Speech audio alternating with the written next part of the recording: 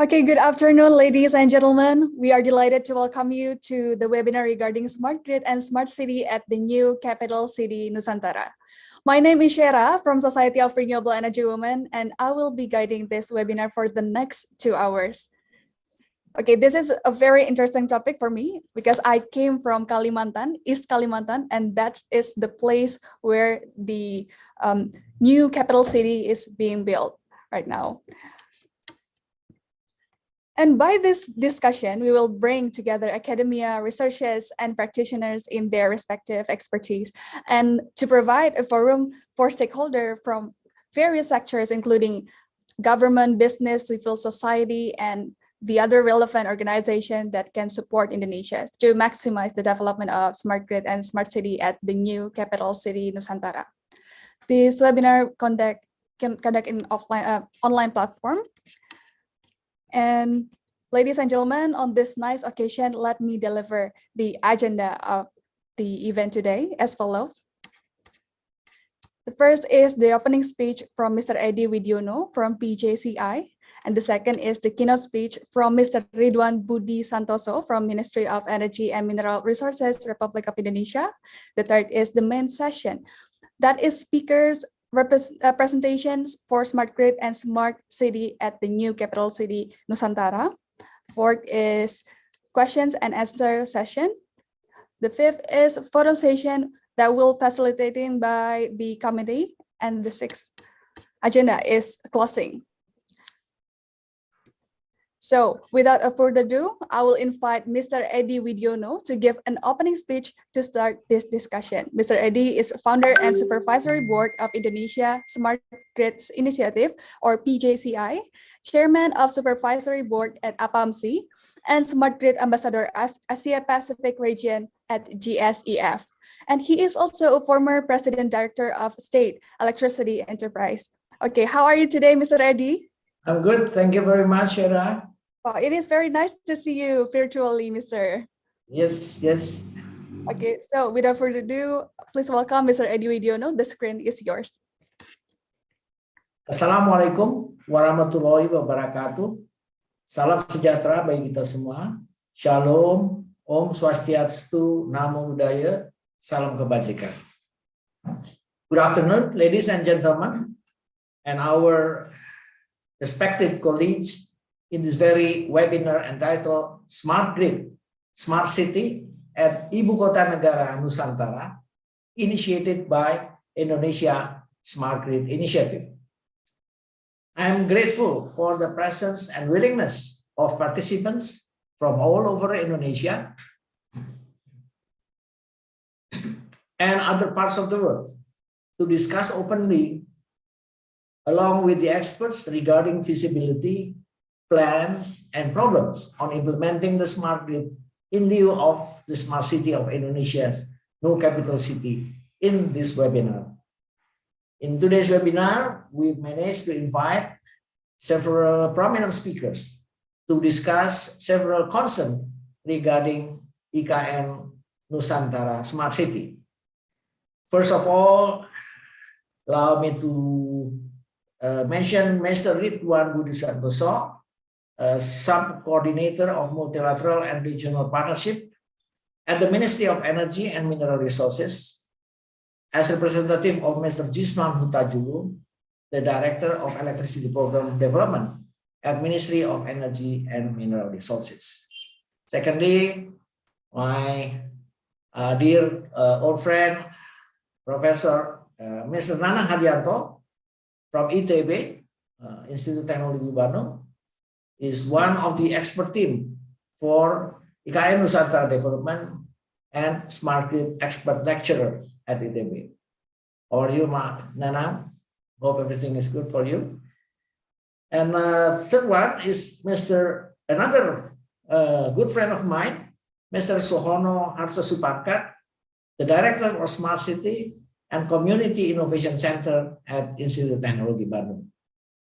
Pak Suwono is a prominent sponsor of smart city movement in Indonesia, and he just proposed his idea of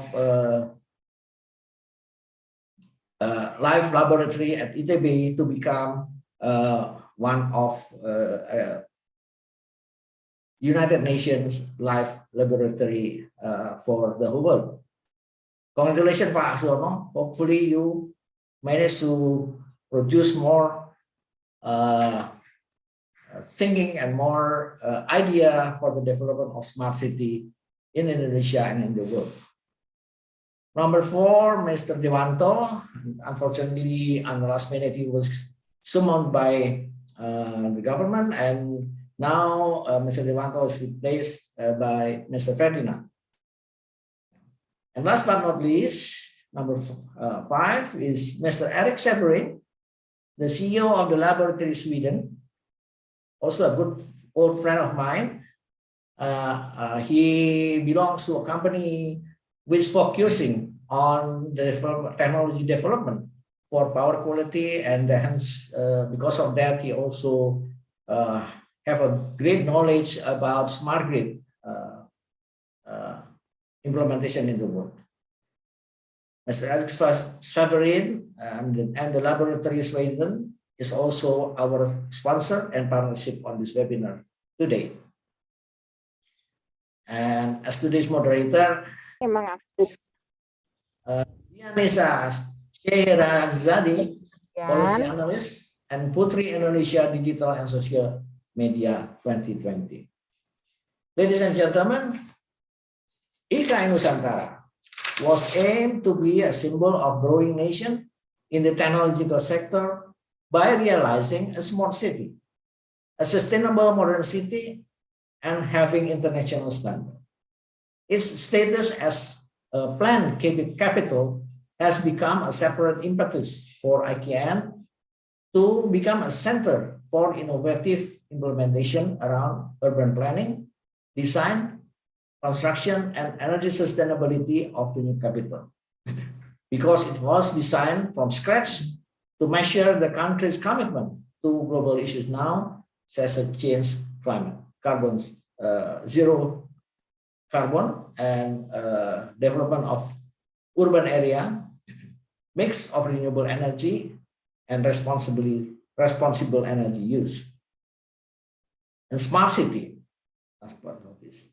The development of the new IKN is in accordance with 3 pillars of the Ikn-Nusantara vision, namely by reflecting national identity, ensuring social and economic and environmental sustainability, and realizing a smart and modern, internationally recognized, one of the 10 most livable cities in the world by 2045.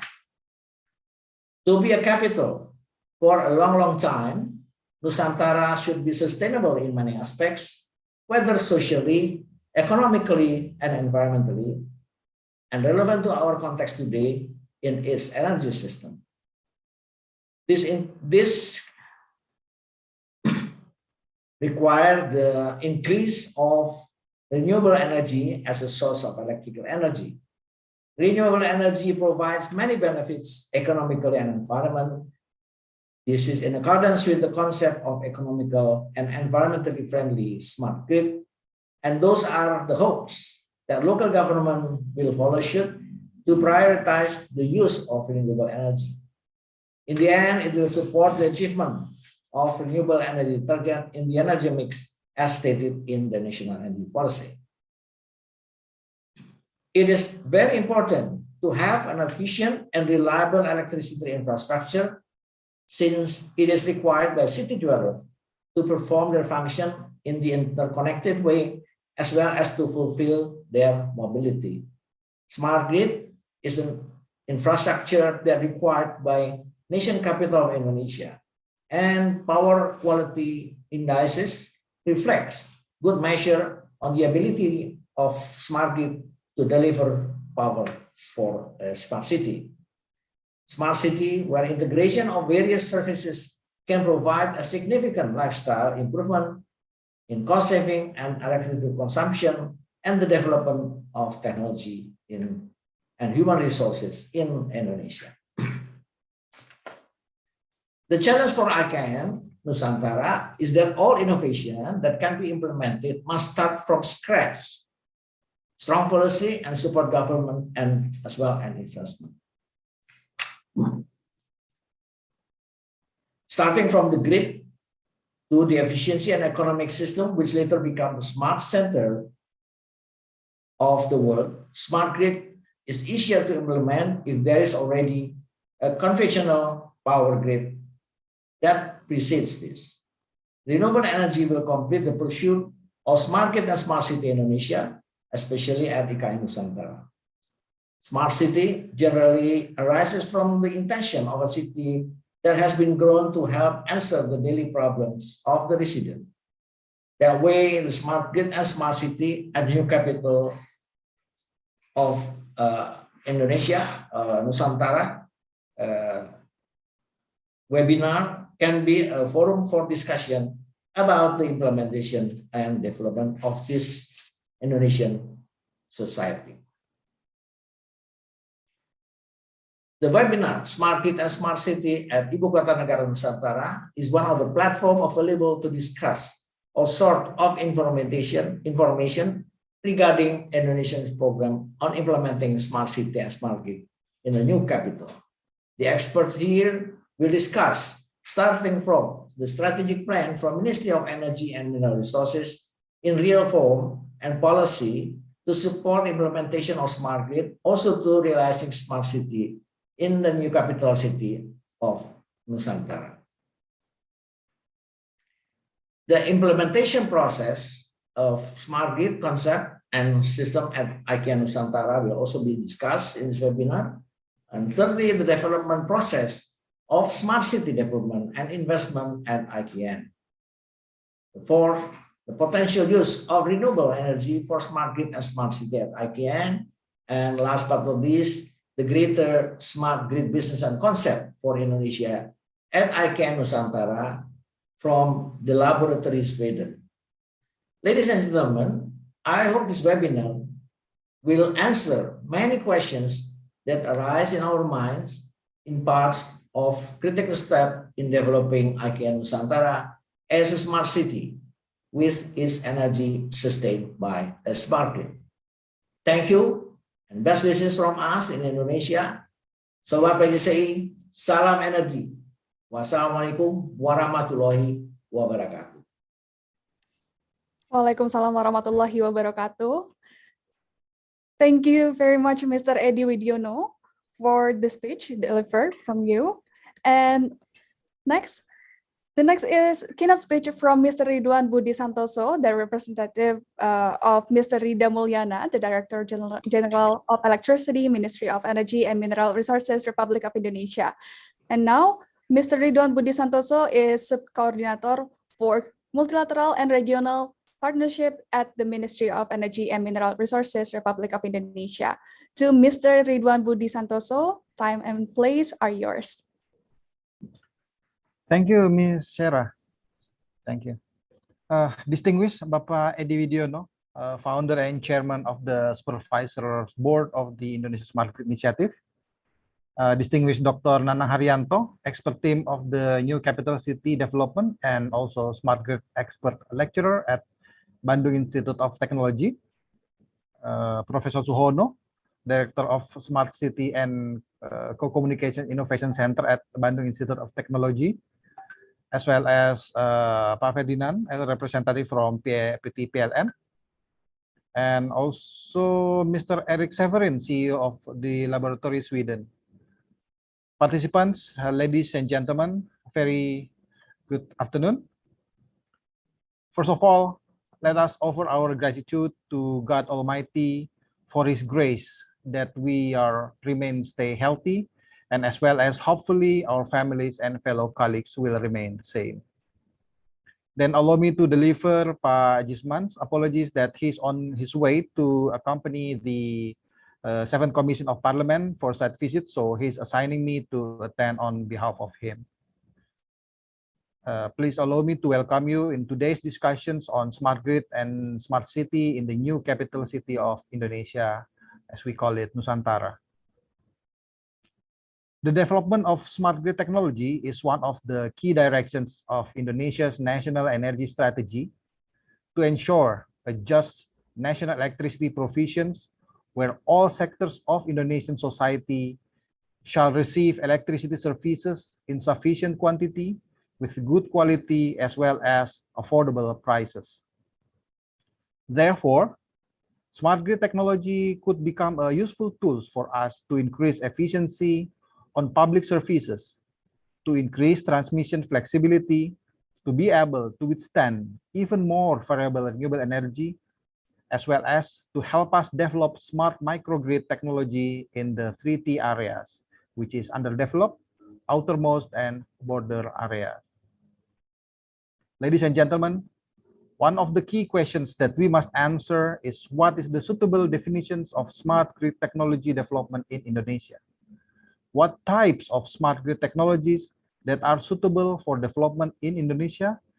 And what kind of requirement for implementing smart grid programs?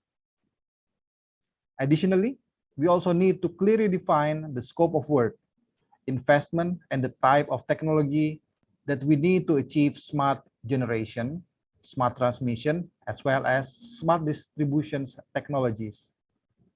However, we shall not forget about achieving economic of scale in the development of smart grid. How many megawatt capacity that is currently needed and how many customers that are needed to be developed in one smart system. Since investing in a relative new technology such as smart grid, this kind of smart grid, certainly requires quite large capital.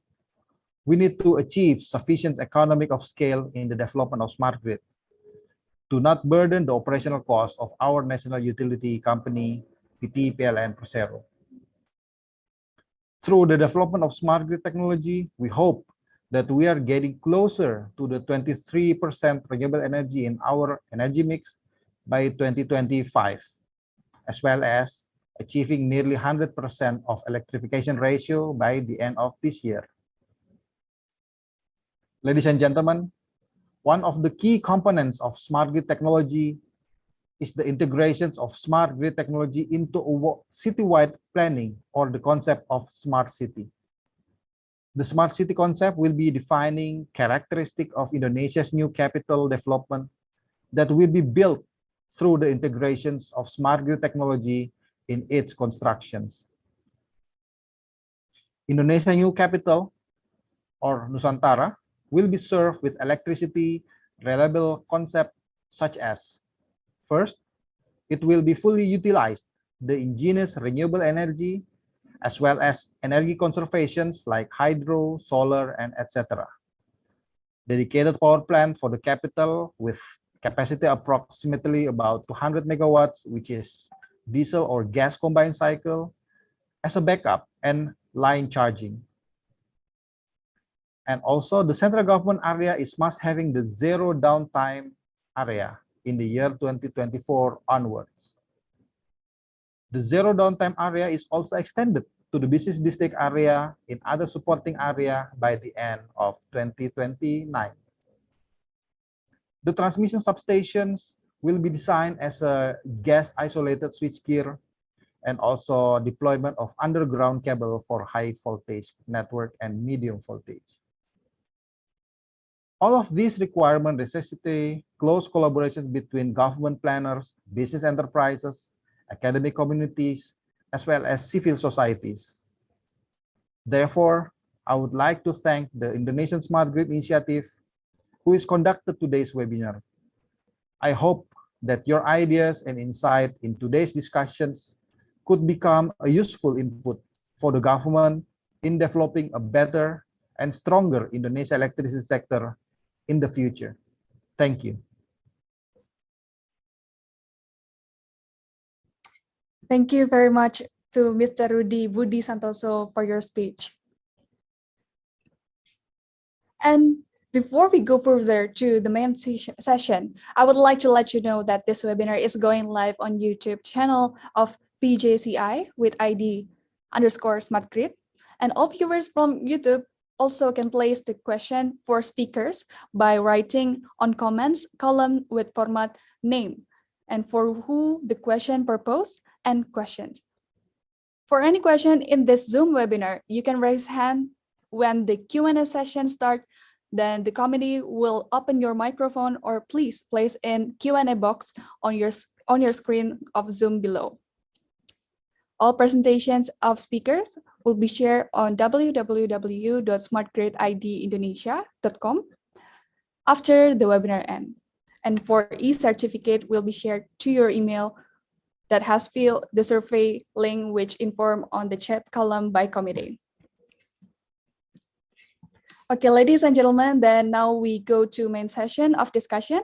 The first speaker is Dr. Nanang Haryanto. He is the expert team for New Capital City Development and a Smart Grid lecturer at Institute of Technology Bandung. He will bring the presentation regarding smart grid concept and system at New Capital City Nusantara. To Dr. Nanang Haryanto, the screen is yours.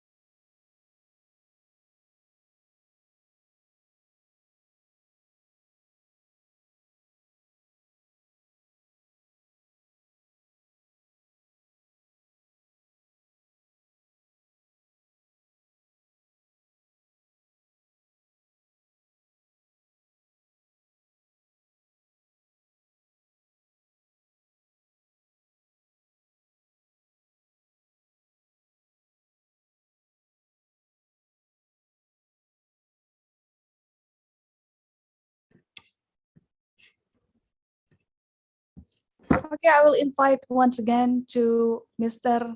Nanang Haryanto, the expert team for New Capital City Development and Smart Grid lecturer at Bandung Institute of Technology.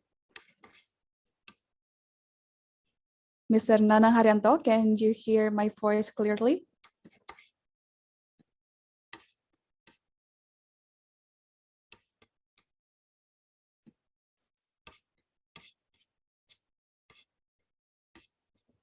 Mr. Nanang Haryanto?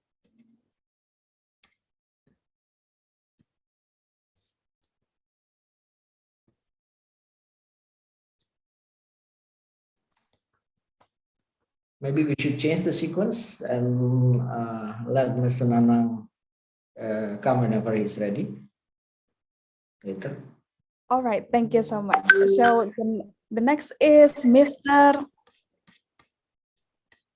We will invite the second speaker, Mr. Dewanto. He is Vice President of Renewable Energy State Electricity Company, and he will bring presentation with topic, will the new renewable energy can fulfill electricity in New Capital City? Okay, so to Mr. Dewanto, screen is yours. Oke, thank you Mbak Sarah. Sebelumnya saya izin bertanya apakah ini disediakan fitur penerjemah, karena dari informasi yang saya dapat pemateri dapat menyampaikan paparnya dalam bahasa Indonesia atau bahasa Inggris atau seperti apa ya, Mbak moderator?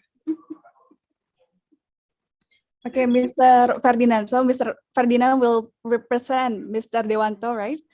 Yeah. Ferdinand as manager of various new renewable energy at the State Electricity Enterprise. Thank you so much before, and you are free to use English or Bahasa. Oke, Yeah. terima kasih. Sebelumnya seperti yang disampaikan oleh Bu Moderator, mohon izin menyampaikan permohonan maaf dari Pak Dewanto yang mendadak mendapatkan panggilan dari kementerian, dari EBTKI untuk pembahasan beberapa agenda terkait dengan EBT, sehingga beliau mendelegasikan kesempatan ini sebagai narasumber kepada saya. Sebelumnya izinkan saya memperkenalkan diri. Saya Ferdinand dari PLN Pusat, dari Divisi Perencanaan dan Engineering Energi Baru Terbarukan atau Renewable Energy Division. Dan sebelum menyampaikan apa yang menjadi paparan saya hari ini, sebelum saya menyampaikan terima kasih untuk kesempatan yang diberikan kepada kami, dan yang saya hormati Pak Edi Widiono sebagai founder dari PGCI, juga sebagai pengawas. Terima kasih banyak Pak Edi untuk kesempatannya. Kemudian Pak Ridwan yang tadi telah menyampaikan beberapa pokok poin dalam keynote speech, dan yang saya hormati juga Pak Profesor Suhono Arsus Pangkat, sebelumnya belum ada ya, dan juga Pak Nanang Haryanto dari ITB, kemudian Bapak Ibu, kemudian Ibu moderator, dan kemudian para peserta webinar dalam Smart Grid and Smart City di Ikn-Nusantara ini yang boleh turut hadir baik secara live lewat Zoom ini atau juga YouTube. Sebelumnya izin untuk share screen, dan izin saya menyampaikan dalam bahasa Indonesia karena paparan juga kami persiapkan dalam bahasa Indonesia. Mohon maaf sebelumnya.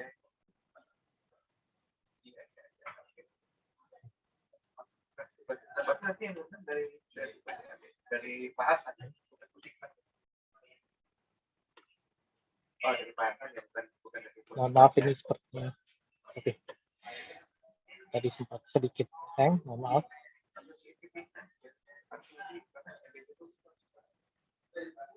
Baik, karena diskusi kita pada hari ini adalah berfokus kepada ibu kota negara baru yang mungkin bersama kita ketahui diberi nama Nusantara. Izinkan kami untuk menyampaikan rencana pengembangan khususnya untuk pembangkit berbasis TBT untuk mendukung rencana ibu kota negara baru di provinsi, sebenarnya bukan di Kalimantan Timur tepatnya, mungkin di antara Kalimantan Timur dan di Kalimantan Utara, atau lebih tepatnya di Pulau Kalimantan yang kita sebut sebagai Nusantara.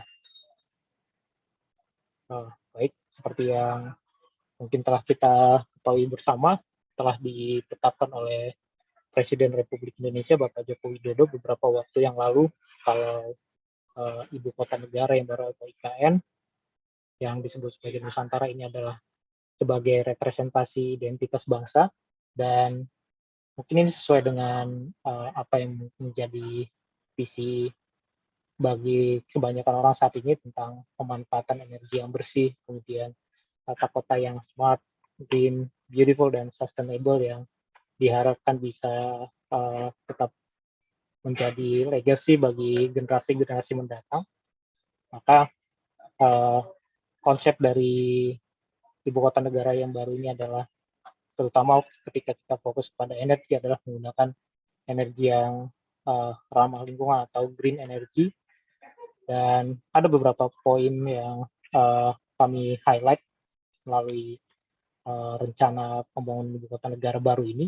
Yang pertama, pemindahan ibu kota negara ini menandai sebuah transformasi budaya, sistem kerja, dan berbasis ekonomi juga, karena nanti akan dilakukan migrasi yang besar-besaran dari yang ibu kota kita saat ini di Jakarta ke ibu kota yang baru. Kemudian seperti yang tadi telah saya sebutkan, konsep yang diusung di dalam pembangunan IKN ini adalah konsep yang modern, berstandar internasional, kemudian dilengkapi dengan konsep smart, green, beautiful, dan sustainable yang diharapkan nanti lingkungannya memiliki lingkungan yang bersih, kemudian udara yang mungkin bebas polusi, dan untuk sumber utama dari listrik di dalam penggunaan atau di dalam masyarakat beraktivitas didukung penuh oleh pembangkit berbasis energi baru dan terbarukan.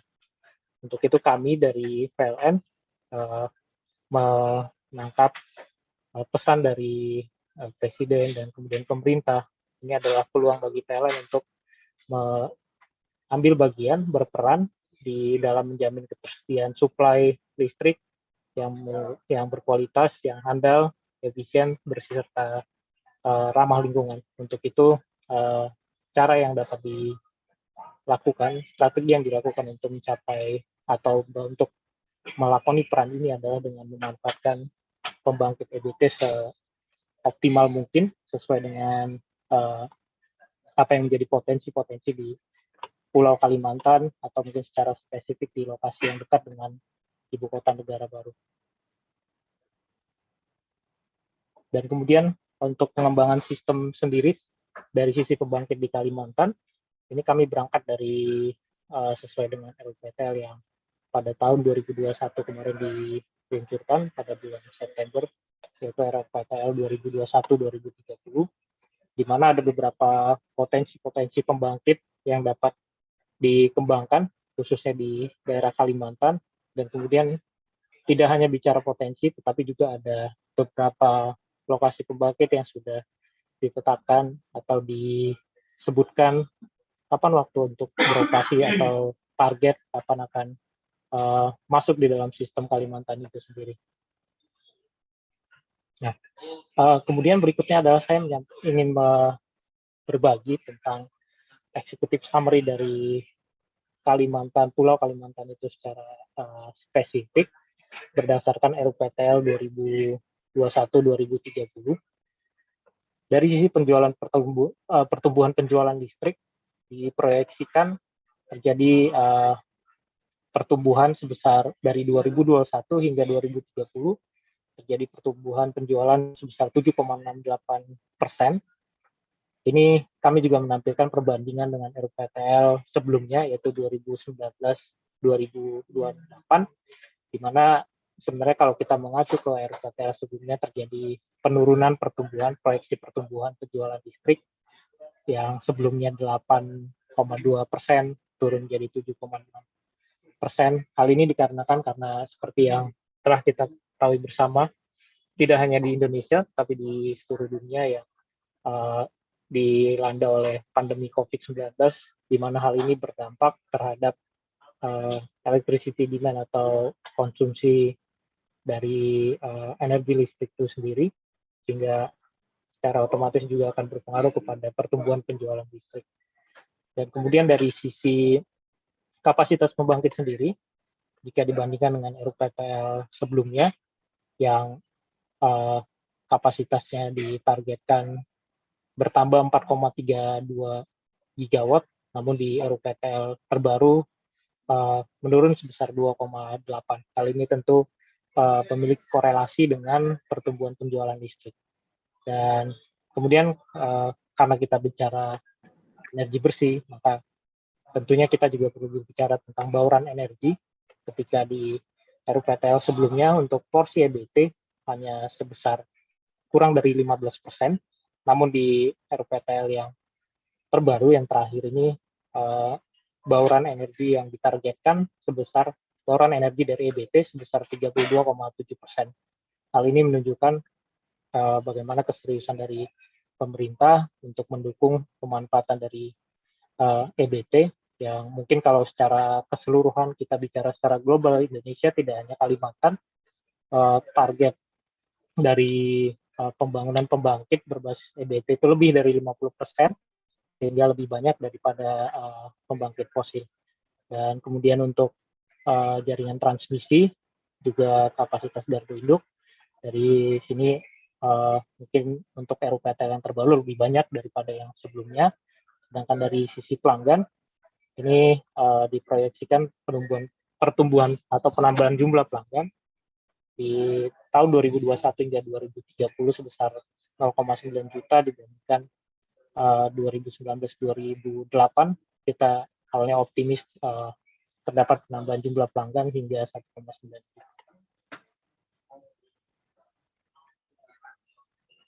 Kemudian untuk pengembangan EBT sendiri, kalau kita bicara khususnya untuk pembangkit-pembangkit yang berbasis variabel renewable energy atau VRE seperti PLTS dan atau VT power plant dan wind power plant, berdasarkan RUPTL yang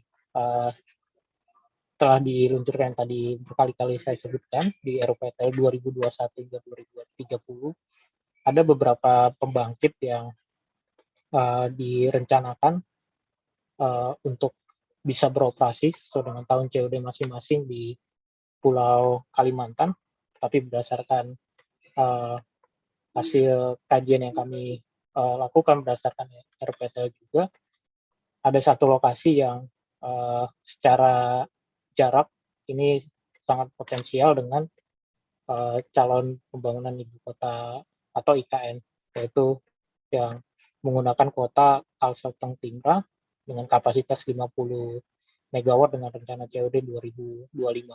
Dan ini akan menggunakan skema IPP. Sedangkan untuk pembangkit yang lain secara jarak seperti PLTB yang 70 MW di tanah laut, ini secara jarak mungkin tidak relatif tidak optimal jika dibandingkan dengan PLTS, karena dari Kalsel ke Kaltim atau ke Kaltara membutuhkan spesial fasilitas atau jaringan mungkin yang cukup panjang sehingga membutuhkan biaya investasi yang lebih baik. Namun ini memang perlu dikaji lebih lanjut lagi untuk memastikan kira-kira mana yang lebih optimal. Tetapi secara jarak PLTS dengan kuota 50 MW ini adalah yang terbaik berdasarkan kajian kasar yang kami lakukan.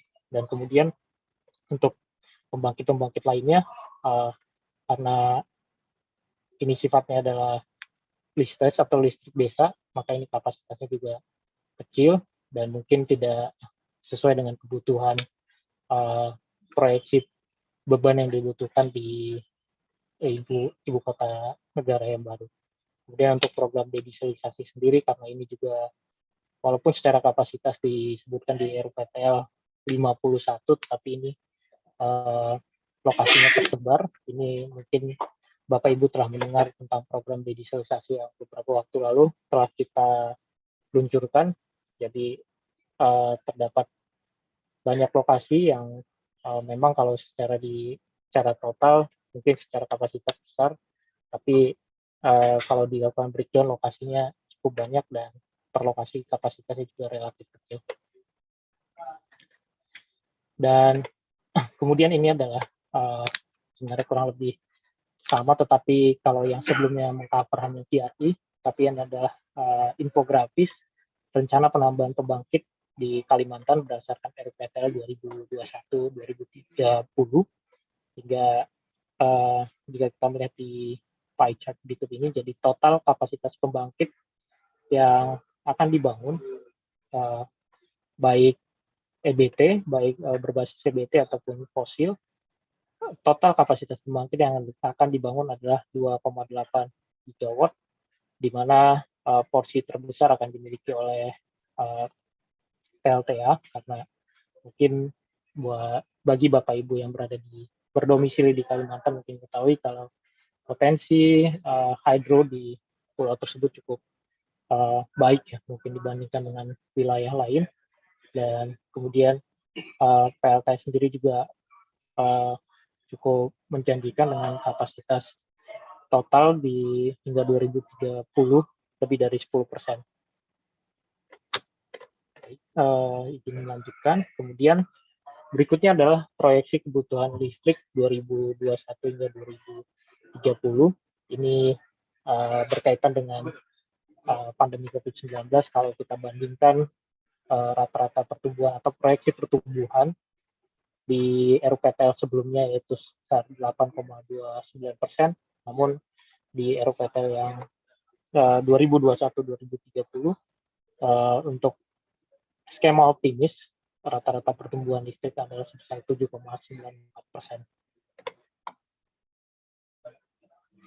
Nah, kemudian kalau tadi di 2 atau 3 slide sebelumnya saya menyampaikan potensi-potensi pembangkit TRI yang mungkin yang dapat ditargetkan untuk beroperasi di Kalimantan. Berikutnya adalah beberapa list proyek di Kaltara khususnya untuk hydropower plant. Sebagaimana kita ketahui potensi dari hydropower di Kalimantan sendiri cukup besar, dan bahkan di luar list RUPTL yang sudah ada di tabel ini, ada potensi hidro lain yang telah diidentifikasi dan berpotensi untuk dikembangkan sebesar 7,4 gigawatt. Jadi kita melihat EBT berbasis hidro sangat sangat baik ya di Kalimantan itu sendiri, dan ada beberapa proyek yang ditargetkan COD mulai dari 2025 hingga 2030, dan semua proyek ini menggunakan maksud saya dua skema, yaitu PLN dan IPP.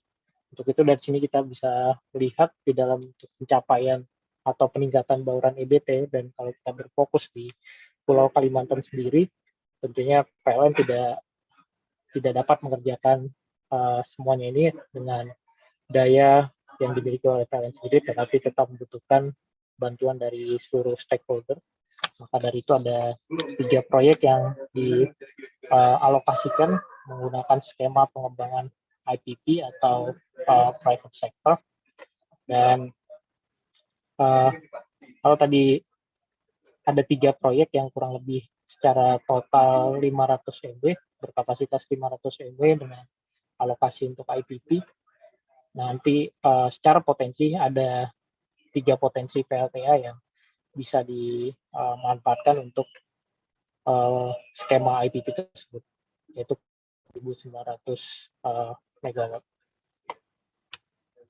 Dan ini adalah, kalau kita lihat maps ini, di sini adalah lokasi IKN, dan ini adalah rencana pembangunan PLTA yang secara jarak mungkin paling dekat, yaitu PLTA Lambakan dengan kapasitas 18 MW, dan target commercial operation date-nya juga relatif dekat, yaitu pada tahun 2025.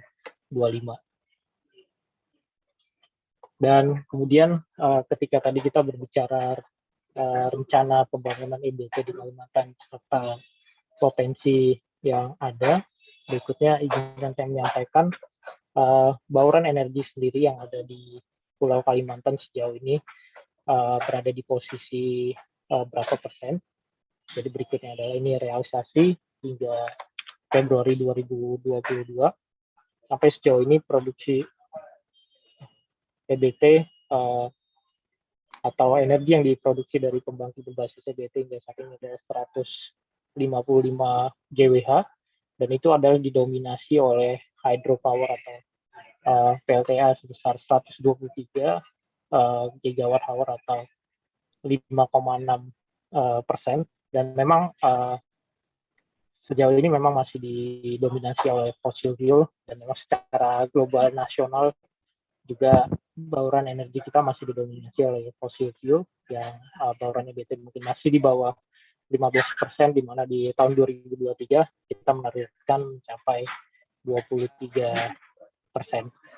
Dan ini juga secara produksi dari pembangkit EBT hingga bulan Februari ini terjadi penurunan, mungkin karena sebagaimana kita tahu bersama juga untuk jumlah hari di bulan Februari lebih sedikit dibandingkan Januari.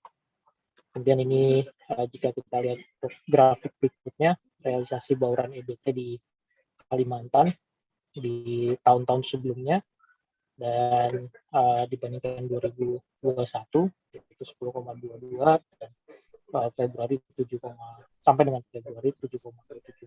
Tapi karena di tahun 2022 kita baru memiliki data 2 bulan, mungkin belum representatif atau belum terlalu komprehensif jika dibandingkan dengan data tahun-tahun sebelumnya. Dan ini juga kalau tadi bicara realisasi bauran energi, berikutnya adalah proyeksi bauran energi Kalimantan di tahun baik 2025 ataupun nanti di tahun 2030. Untuk di tahun 2030 kita menargetkan bauran EBT di Kalimantan, khusus di Kalimantan, akan mencapai angka 32,6%. Karena kalau secara target jika kita bandingkan dengan realisasi yang tadi sebelumnya saya sampaikan, Ini menantang dan challenging yang butuh kerja keras serta dukungan dari berbagai pihak, bukan saya tapi dari seluruh stakeholder. Dan berikutnya adalah ini menunjukkan pemenuhan 100% EBT IKN, itu apakah dapat dilakukan dari rencana produksi pembangkitan Provinsi Kalimantan. Jadi berdasarkan data rencana pengembangan di dalam RUPTL yang tadi telah saya sampaikan, karena ada dua skenario, yaitu skenario pertama 2000 kWh per kapita yang akan diserap atau dilakukan di IKN, dan skenario yang kedua adalah 4000 kWh per kapita. Baik skenario yang pertama ataupun yang kedua ini, kita dapat memenuhi atau mendukung dua skenario tersebut dengan jika kita mengadopsi atau berkaca pada rencana pengembangan pembangkit sesuai dengan RUPTL 2021-2030, sehingga pemenuhan supply 100% dari EBT di IKN secara dukungan dari pemerintah lewat RUPTL itu memungkinkan. Baik, mungkin itu yang dapat saya sampaikan pada siang hari ini. Kurang lebihnya mohon dimaafkan, dan jika nanti ada yang ingin dikonfirmasi atau didiskusikan, kami dengan senang hati menyambut pertanyaan atau respon dari Bapak Ibu semua. Terima kasih, saya kembalikan ke moderator. Baik, terima kasih banyak, Mr. Ferdinand. Thank you so much, Mr. Ferdinand. So let me sum up a bit. The relocation of the state-city capital marks a cultural transformation, work system, and economic base. Development of a new, modern, and standardized state city internationally is accompanied by the concept of smart, green, beautiful, and also sustainable. State electricity enterprise plays a role in ensuring the availability of reliable electrical energy, efficiency, clean, and also environmentally friendly. Okay, thank you so much once again to Mr. Ferdinand for the presentation. Terima kasih banyak. Dan saya juga akan mengingatkan bahwa teman-teman di sini, rekan-rekan yang hadir sebagai partisipan, boleh banget untuk bertanya melalui kolom chat, atau mungkin nanti bisa juga langsung aja raise hand pada sesi Q&A.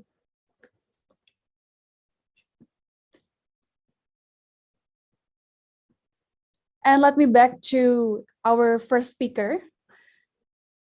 The first speaker is Dr. Nanang Haryanto. He is the expert team for New Capital City Development and Smart Grid lecturer at Institute Technology Bandung, and he will bring the presentation regarding smart grid concept and system at New Capital City Nusantara.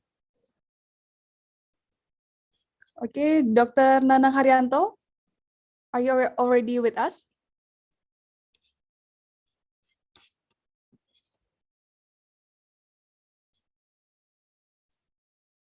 To Dr. Nanang Haryanto.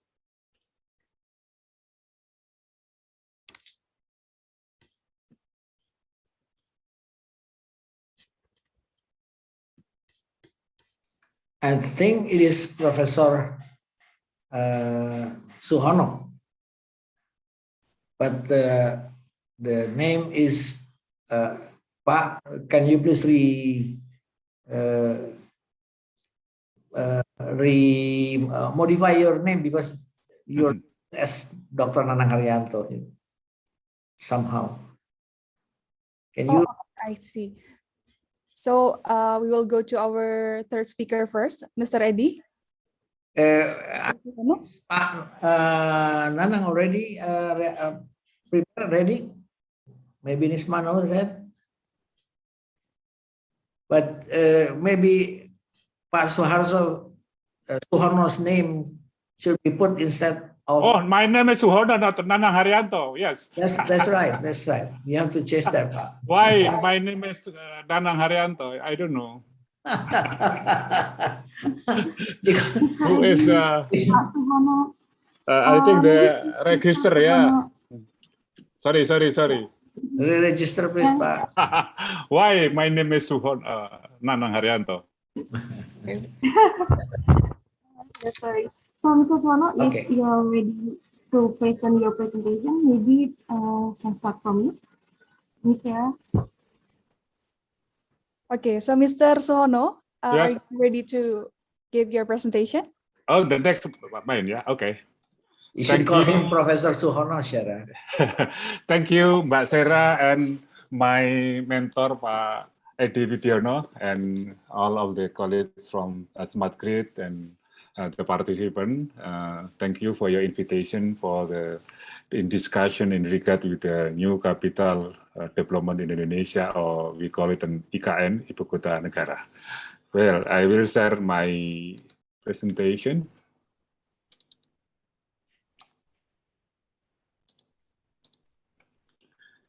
Yes, I would like to share with my theme is Smart City Framework. It's because comparable the location, information and communication technology not depend on the time, it's not depend on the place. So we propose, we call it the Smart City Framework in general. For new capital, for Jakarta or for Bogor or Bandung is the same. So I would like to present about the in general city, but what is our consideration in a new capital? Well, we start with what is a city? City is a system physical infrastructure and living entities and interaction and information. Of course, energy is also very, very important component in the city. So in this session, we discuss in energy is, I think, is very relevant with the smart city or IKN or new capital. And what is smartization? Smartization is not only technology plus something or smart egg, for example, city plus technology becoming smart egg, but actually, we must start with what is our need, basic need with the safety, security, credibility, and reliability. And then if we can fulfill with this need, we can improve with the smart value, with the convenience, comfortability, efficient, eco-friendliness, etc., etc. And smart technique, usually ICT, but ICT, not only ICT, but also people, governance, and so on and so that we can improve the quality of life in the city, improve the quality of service in the cities. And this is becoming important in governance and also people, because digital literacy is one of the main gap in our digital connectivity, as we discussed in G20. I also just as a coordinator for the digitalization in G20, gap in a digital divide is not only infrastructure, but also deployment gap, also adoption gap, include the people or the human literacy. And in our development, we also developed what the definition of the smart city. Basically, there is resources like in a new capital in Kalimantan with the dynamic the situation in a spatial, and then how to process effectively and efficiently, becoming the better of the quality of life in Indonesia or in Kalimantan.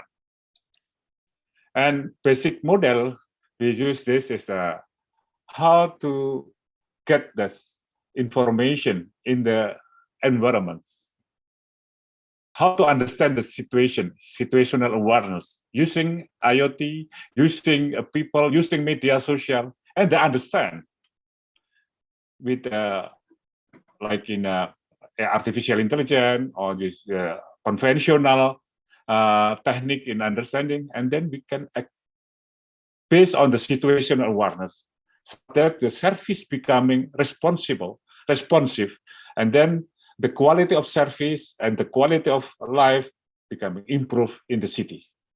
And then we need integrated, secure, sustained, very efficient, and smart. We consider smart edge on smart city, smart village,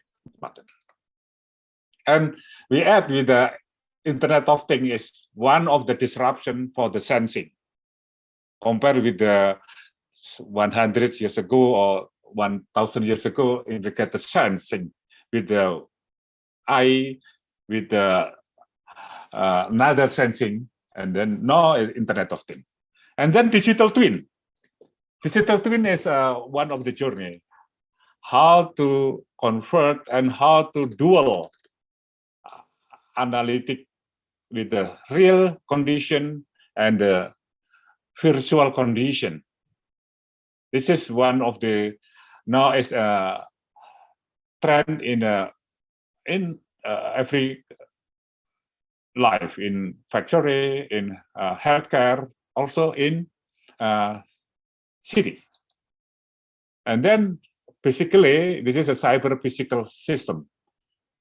Is how to understand the asset in the city, asset for the people, and also asset in our factory, and then we can understand with the high speed and with the moment and the proper situation. And this is a real world. It's a reality rather than idea, fantasy, and it's compared to metaverse. And then we can mapping from the real world in a virtual world, and then we can simulate, we can analyze, and then we can act from the sensing, understanding, and act properly in the time proper. This is one of these model of the metaverse and digital twin. Cyber world 1 in the above, and cyber world 2, metaverse, simulation, virtual reality, game. This is from the game society. But from the digital twin society, like a sensor data, sensor capability, sensor API, as a physical world and transforming in a cyber world. This is from the real situation becoming to metaverse. So we can understand the situation in our city. And I would like to introduce, share about the Garuda Smart City Framework that we developed 5 years ago. We have updated till Garuda Smart City Framework 4.0 that start with only model, and then we can act with the maturity level, with the smart city collaboration. I will try emphasizing also in new capital need a collaboration, because the financial problem is to invite the investment from the other country. So how to set up the collaboration model in the smart city collaboration in the new capital is one of the big challenge, because the financial is one issue in the development of new capital. Development model, and then also we introduce also Living Lab as one of these step-by-step development in the city. This is a figure of the architecture of the Garuda Smart City Framework 4.0. We start with the model. We also how to measure the smartness of the city, smart city collaboration model, and development model, and enterprise architecture, and also in services. Then in the city, real city, we must make a smart city plan with the city enterprise architecture standard, smart city initiative, operational unit, and how to implement the public-private partnership. When the Ketua Otorita, Pak Bambang Susantono, Pak Doni Rahayu, invite invite investment, how to make public-private partnership between government, private sector, citizen and community, and then we must know the government plan, private plan, and community plan, so that the smart city becoming converged. And this is one figure is about our smart city model that based on the sustainable development goal. In G20, we talk about the economic development, but we talk also sustainable development goal. Many infrastructure developed not yet considered of the maintenance. I just discussed with some of echelon 1 in infrastructure, because the cost, if we consider the maintenance like a digital twin, we add in a like in a bridge or building, we need additional costs. So economic first, but we must consider the quality of the infrastructure, and then the environment and the society. So the balancing between the smart economy, smart society, and smart environment is our objective, okay, based on the sustainable development goal. And the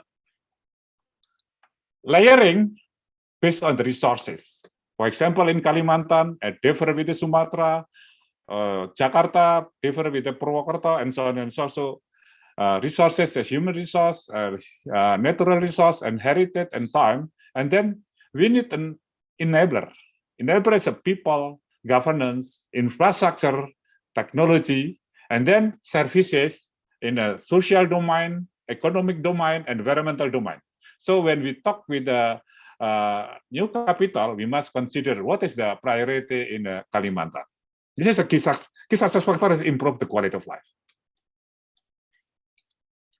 And then we must consider, for example, smart energy. We must consider the service item, and then how to set up or how to make develop the service in a modeling in a service in smart energy, for example, a service domain, service cluster, service item. We can divide in this model. And as a 4.0 journey, we also introduce, we call it integrated smart system platform.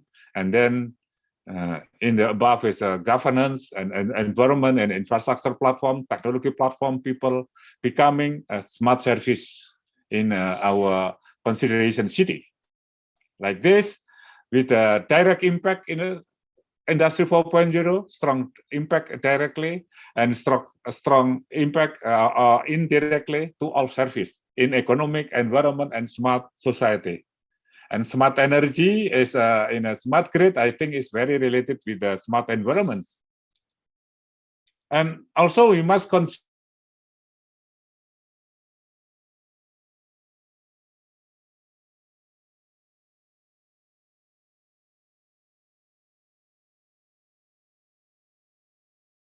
infrastructure and Industry 4.0 as the upper layer of the physical infrastructure.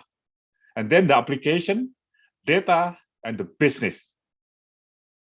ICT strong enabler in smart city. ICT support automation, strong analytical decision making in smart city. And supporting standard and interoperability for smart city. Is, as I mentioned, this is business standard, data standard, application standard, ICT infrastructure, Industry 4.0 technology standard, physical and soft infrastructure standard. And of course, I emphasizing again with the collaboration body for smart cities. There are a lot of from UK, from Japan, from Korea, from China, want to join in this new IKN. So how to set up the collaboration body? This is one of the connection with the city related plan, the RPJA, corporate private long-term plan, and community long-term plan. And then organization structure. For example, this is in the city in general, Otorita Batam, and then coordinator enabler, coordinator for the sector, and program management. This is one of the example of the collaboration body. Then the next, we also consider the how to measure the journey of the smart city development in the city. We divide it into 2 dimensions. First dimension, the quality of life. This indicator measures the quality of life level in the city, and smartness level to change. This indicator measure the way to improve the quality of life to achieve the better of the quality of life. This is 2 dimension of this measurement. One is smartness level, ad hoc, initial, scatter, integrated, and smart, and the vertical is low, medium, and high. This is a governance of the maturity level of the smart city, ad hoc, initial, etc. And then this is also one of the measurement for this actor point of view: smart city planner, smart city executor, smart city collaboration body, government strategic plan, sustainable, and then ad hoc, initial, scatter, integrated, smart is the level. And finally, I'd like to introduce with the smart city service canvas. As I mentioned in the smart city model service view, this is a smart city service canvas. Yes, the objective is the service canvas in the right side in the media is the quality of life indicator. For example, smart mobility, smart energy, smart health, and etc. And then how to measure it: service measurement, and citizen segment, citizen relationship, channel, sustainability strategy, governance, innovative, value proposition, and then the cost and structure. For example, you plan for the smart grid. How about the cost and structure? Who is the investor? How about the revenue stream? And who is the integrated key player, government role, integrated key resources, and so on.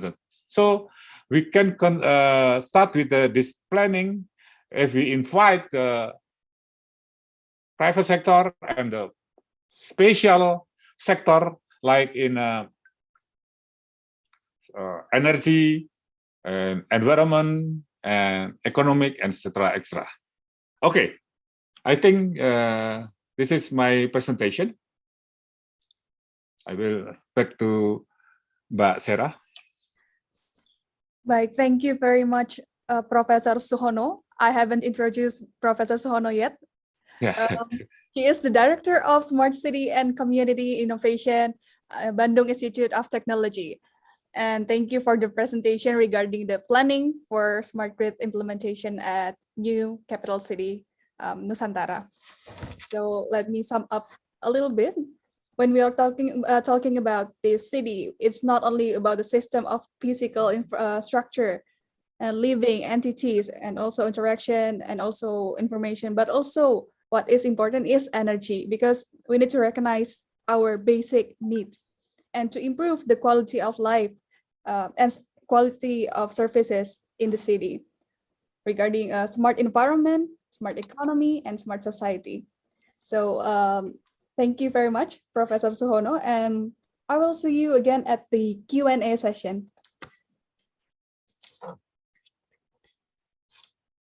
Thank you very much, and I will back to Mr. Nanang again. Mr. Yes, I am already here. Wow, sorry. Oh, we are so happy. Yes. Dr. Nanang Haryanto is already with us right now. Yes, okay, thank you. Thank you. I'm sorry because I should present about the concept for the PV rooftop that will be introduced in Indonesia. Oh, wow, that is interesting. And we are very, thank you for your time. And Dr. Nanang Haryanto is the expert team for new capital city development and a smart grid lecturer at Bandung Institute of Technology. And today, Dr. Nanang Haryanto will bring the presentation topic about smart grid concept and system at new capital city Nusantara. Okay, are you ready, Dr. Nanang? Okay, I will send Okay, the screen is yours. share. Yes, okay. Okay.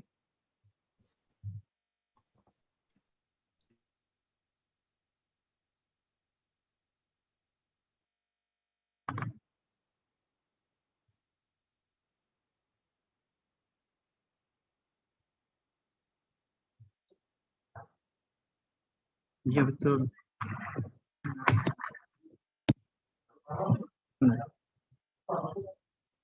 Kayak yang dulu. Dokter Nanang itu. Okay. Thank you, gentlemen, ladies and gentlemen. Thank you. I will present our concept really that can be directly implemented to the IKN. Yeah, because I don't go to the concept, but real that can be done directly in the IKN. That's for the electricity.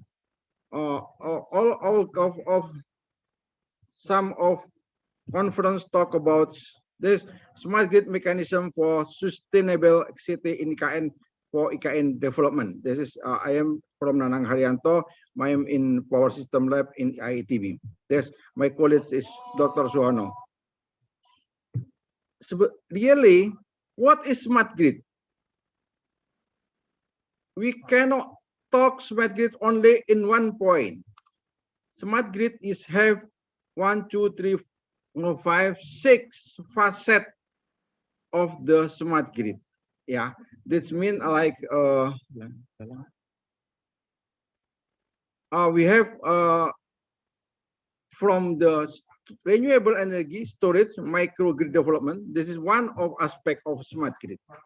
Advanced control and communication. This one aspect of smart grid, and also energy efficiency that will be developed for the each building in IKN is also a part of smart grid. Reliable and mechanism, self-healing mechanism for electricity network, there is also a part of smart grid.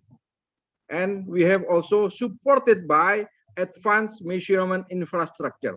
This is the smart grid. And also what is the result is environment reduction, CO2 emission. This is also a part of the smart grid itself.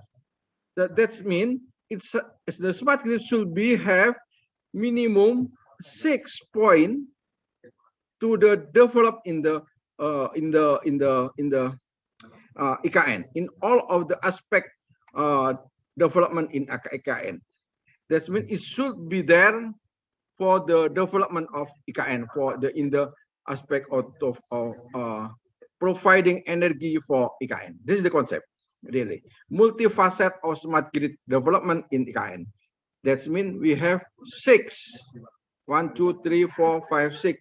Directly we can develop part by part, one by one for development of IKN. Okay. For example, here, for example, for the energy efficiency, high electricity efficiency and lighting appliances in building, in an industries should be there. What is we can do there? For example, here in IKN we can develop application of BIPV, building integrated PV for IKN. Just all of the building will use the building integrated PV, not only for the rooftop PV, but building integrated PV. That means in this building should be, for example, for shading from the sun from the sun, we use the PV. That's all the function is also for the sun shielding. Also, we use as a part of energy harvesting. This is concept the building integrated PV. That means in all of building should be developed using not only rooftop PV but building integrated PV. How to develop this? This, for example, the building in the rooftop and up, in the balcony, in the curtain wall, in sunset type, in wall type. All of the part of the building will be developed using this mechanism building integrated PV. For city architectural, I mean, it should be it is able directly to implement it to develop in the building in the IKN. That's the first. How to mechanism development? In my opinion, we should develop capacity building for BIPV concept for designer, architect, building regulator, and building contractor. And then we will develop a BIPV installation in 1 or 3 years as a prototype. We use the prototype first. Some of number of building development will be developed. Maybe 2 or 5 building will residential and commercial and industry will be developed using this concept. And then it should be we develop also SMA, small medium enterprise development for installation, for develop installation. And we should develop also building integrated EPC contractor in the time of 4 until 70 years, in my opinion. And after that, we develop the regulation for using the BIPV in specific area zone, public participation for using BIPV concept until 10 years. This is the regulation should be there. This is the staging development concept for one of implementation of the smart grid. That's in the point of the energy efficiency, high efficiency, and in lighting and appliances for building and industry. In other side, we can develop also simultaneous home energy management system. That's mean, there's for example here, a moment, that's it. Now this is the, for example, we can, from the cloud, from the government, we can control all of our equipment there to direct control by government. If government give a sign, for example, okay, because the emission already high, we should cut our electricity, so the demand will be loose. That's mean demand response of the system due to, for example, the control of emission. Yeah, because if we calculate emission, for example, in Bandung, I calculate for in 2016. It can be implemented also in IKN. We can reduce the carbon CO2 until so big, yeah, CO2 per year, yeah.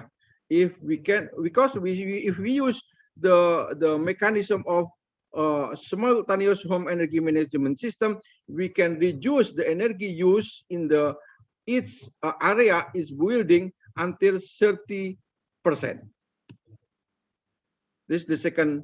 That's this medium house. What is the mechanism for the smart house and smart home system? This is the concept. How do we use the process to make this running well? Is take 5 until 10 years with development for first the dissemination of CO2 emission reduction using this model. So smart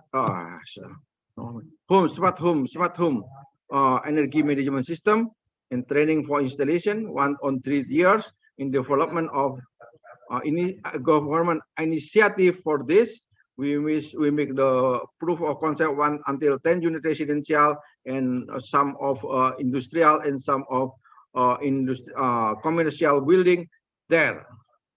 And after that, we will develop a regulation for this. 5 and 10 years we can develop for this. For simultaneous home energy management system.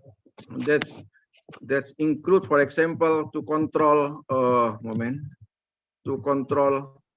for example, window control, energy management, HVAC control in home in each building.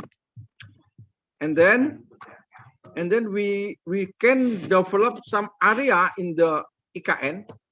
For example, area that we can called zone. That's when near zero energy building. That's building in the 1 year, the cumulative, the sum of the energy will near zero energy that's come from out and in use. That's when near building for near zero energy building. This I introduced in Bandung, for example, like this building that developed directly from this design process to use the energy from the rooftop, for example, and BEPV until we can say that is near zero energy building in for 1 year, for each period year, one year. Okay, this is the concept how to implement the smart grid, smart city in the IKN.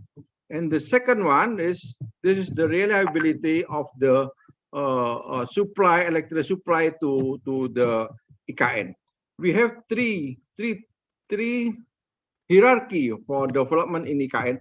First, we will use the large system, the large system that's IKN. We have some of substation there to support the IKN. So with some of substation there support will be the reliability in the of the system in the IKN will be increased. This is the first concept.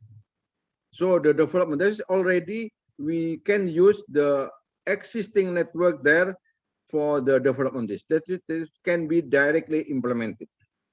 And the second one, if we have take some 500 kV, some energy from Kayan River in the North Kalimantan, we can directly going to IKN using 500 kV. This is the concept. There's IKN in the center of this. This is substation there, and this is the extra high voltage substation. I mean, this is the extra high voltage substation. This is medium, substation 150 kV or 275. This is the normally city for IKN. This is using some of feeder there. So mechanism of self-healing will be development there. For example, I will present the mechanism of self-healing for the distribution network next after that. But the concept of supply electricity is like this: a three level from the first in the middle, in the center of IKN using the low voltage and medium voltage. But for the network, we are using 150 kV and 70 kV and also 275 kV to link to the network to get a good reliability, resiliency of the network.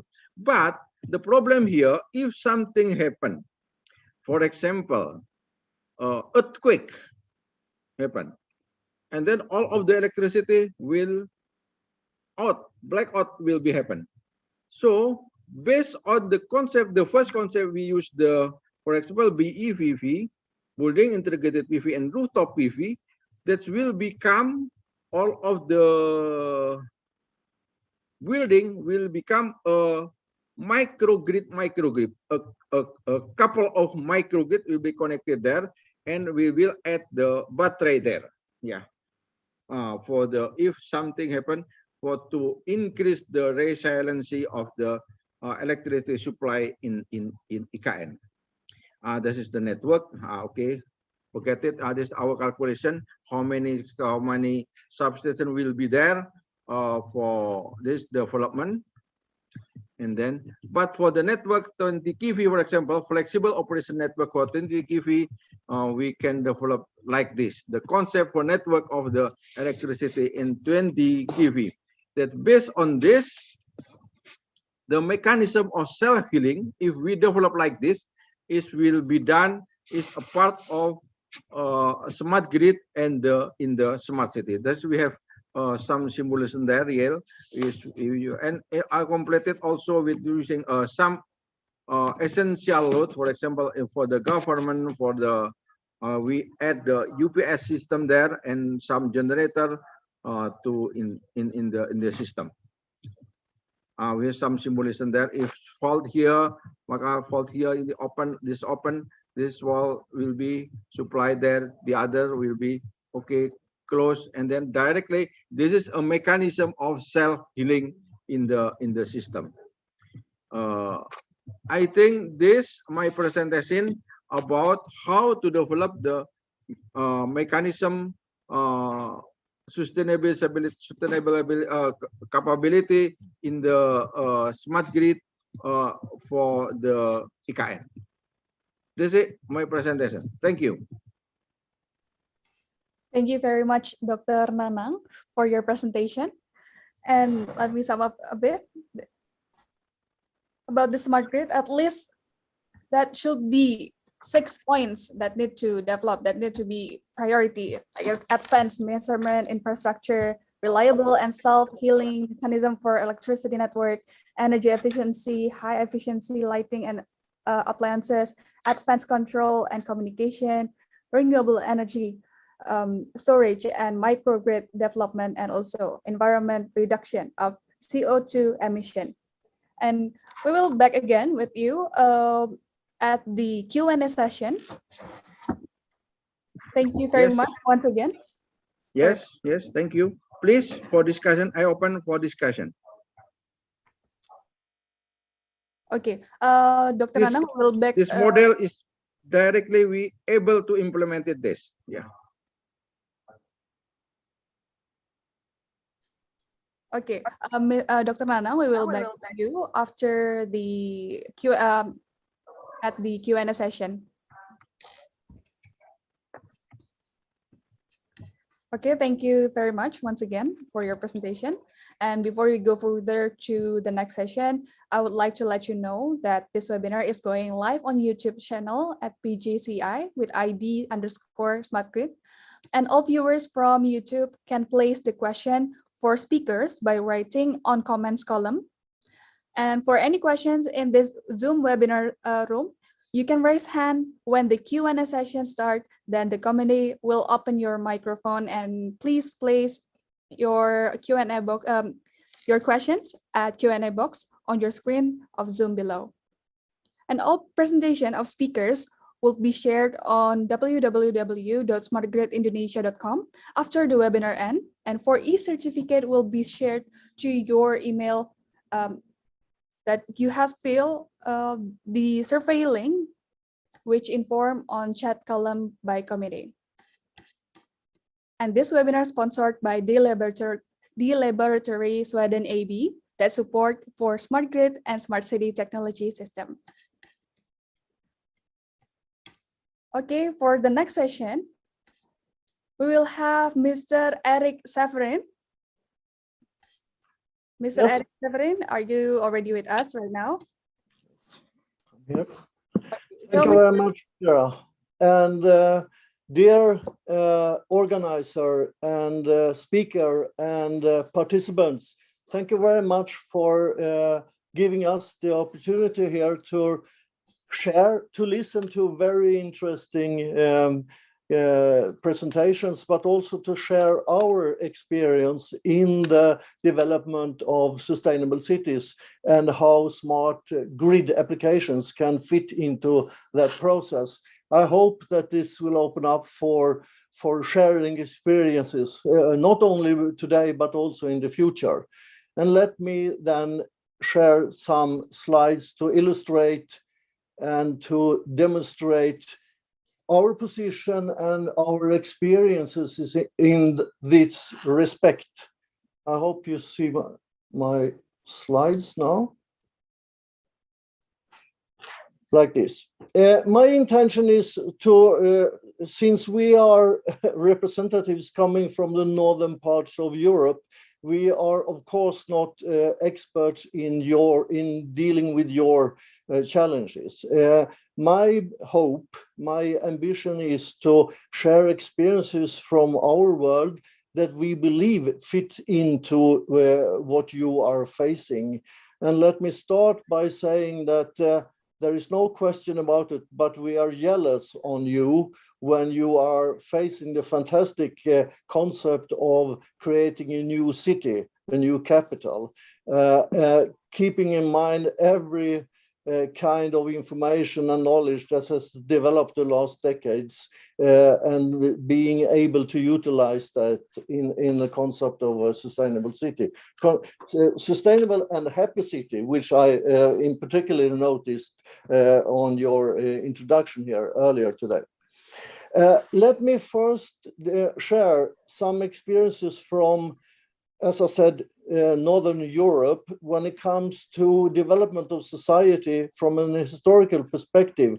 We in Sweden are very proud of that. We since many years now, some decades really, has been able to decouple the increase, or you could say use of energy quantities from the economical growth of society. In most of countries around the world, there is a strong linkage between economical growth and energy consumption. But as you can see from this simplified illustration, already some decades ago, we managed to decouple the link between these two. Sweden is facing, Northern Europe is facing a great economical development and still is. And we have been for quite some time now at a standing still when it comes to energy consumption. That led us to that putting up the ambition, saying that maybe we even could decrease the total energy consumption in society. Maybe we could go for half of the consumption in the long run and still keeping the economical growth and employments and earning money and whatever, you understand. But that has the recent times, the only, you could say, during the last year, the vision has to some extent been altered to something else, because we have started a heavy investment program now when it comes to new industrialization and utilization of smart cities, etc., meaning that we are probably facing now a substantial increase in energy consumption, or you could say need for more energy in the society. So our challenge probably would be now from today and some years ahead to keep it at a standstill when it comes to the total level of energy consumption in the society. We will see what we will manage with. What I would share with you here is the means that we have applied in order to achieve these results, which we are very proud of course. And that has very much to do with energy efficiency programs, as you can see from our slide here. It has primarily to do with the transformation from fossil fuel, mostly related to the more use of electricity, and which is based on renewable production sources. And not to forget also the awareness among the consumers. They need to be a part of these campaigns, otherwise we wouldn't have managed this achievement. So what I would like to do in this respect today is to point out the importance of electrification. It gives great opportunities to create both a smart society, but also a sustainable society. That is at least our experiences. It remains to be seen if we can keep it on a steady level at our site. It will be extremely interesting to follow your experience. Please don't hesitate. I will not go into details in this slide. My ambition with this slide is only to demonstrate one very, very important strategy that we have applied in all, which we can see today has very, very much contributed to our success when it comes to moderate the energy usage in our society. We call it the eco cycle module. And the figure here aims to illustrate the general concept of the eco-city model, which comprises of that we should look at society in all these different levels from a very, very local perspective, meaning that the actual building, starting up with the building as such, and looking at that as a possibility to stand on its own as far as possible. And then we are stepping up level by level to at the end of the day, ending up at the national level, so to speak. All these levels should be looking at the concept, is our view on this, to be as self-provided as possible. And then in the next step also to interact with the other functions in the society. As I think that everyone is, by saying that, aware of that the great concept to achieve this is best suited for an urban area, because we have small distances between all the functions in the city. But not only that, in the city also there is so lot of different activities going on, so to speak, which utilize different resources in terms that might be consumption in one function might very well be a resource for another function. So what we are trying to do is to implement the, you could say, concept of circular economy on all these levels. And as a consequence, one driver in order to achieve physical result implementing this concept would of course be collaboration. Without Eric? collaboration, it's not possible. Yes? Eric, Yes? can you please switch on the presentation mode in your presentation? The slides are not coming. Are the slides not coming? There we are. Thank you. So let me keep it on this. Can you please also put it on a full screen? That was the technical problem, because when I do that, it stops to I'll try it again. I'll try it again. Is it switching now? No. No, that's the problem. I needed to keep it in that in that size then, in order not to disturb the presentation now. So okay, no problem. Hopefully you can excuse me for this. I think it's better we do it like this. So this is the vital model. Thank you, Patrick, for pointing this out, because it's essential. Otherwise, you won't understand a thing of what I'm saying, at least not much.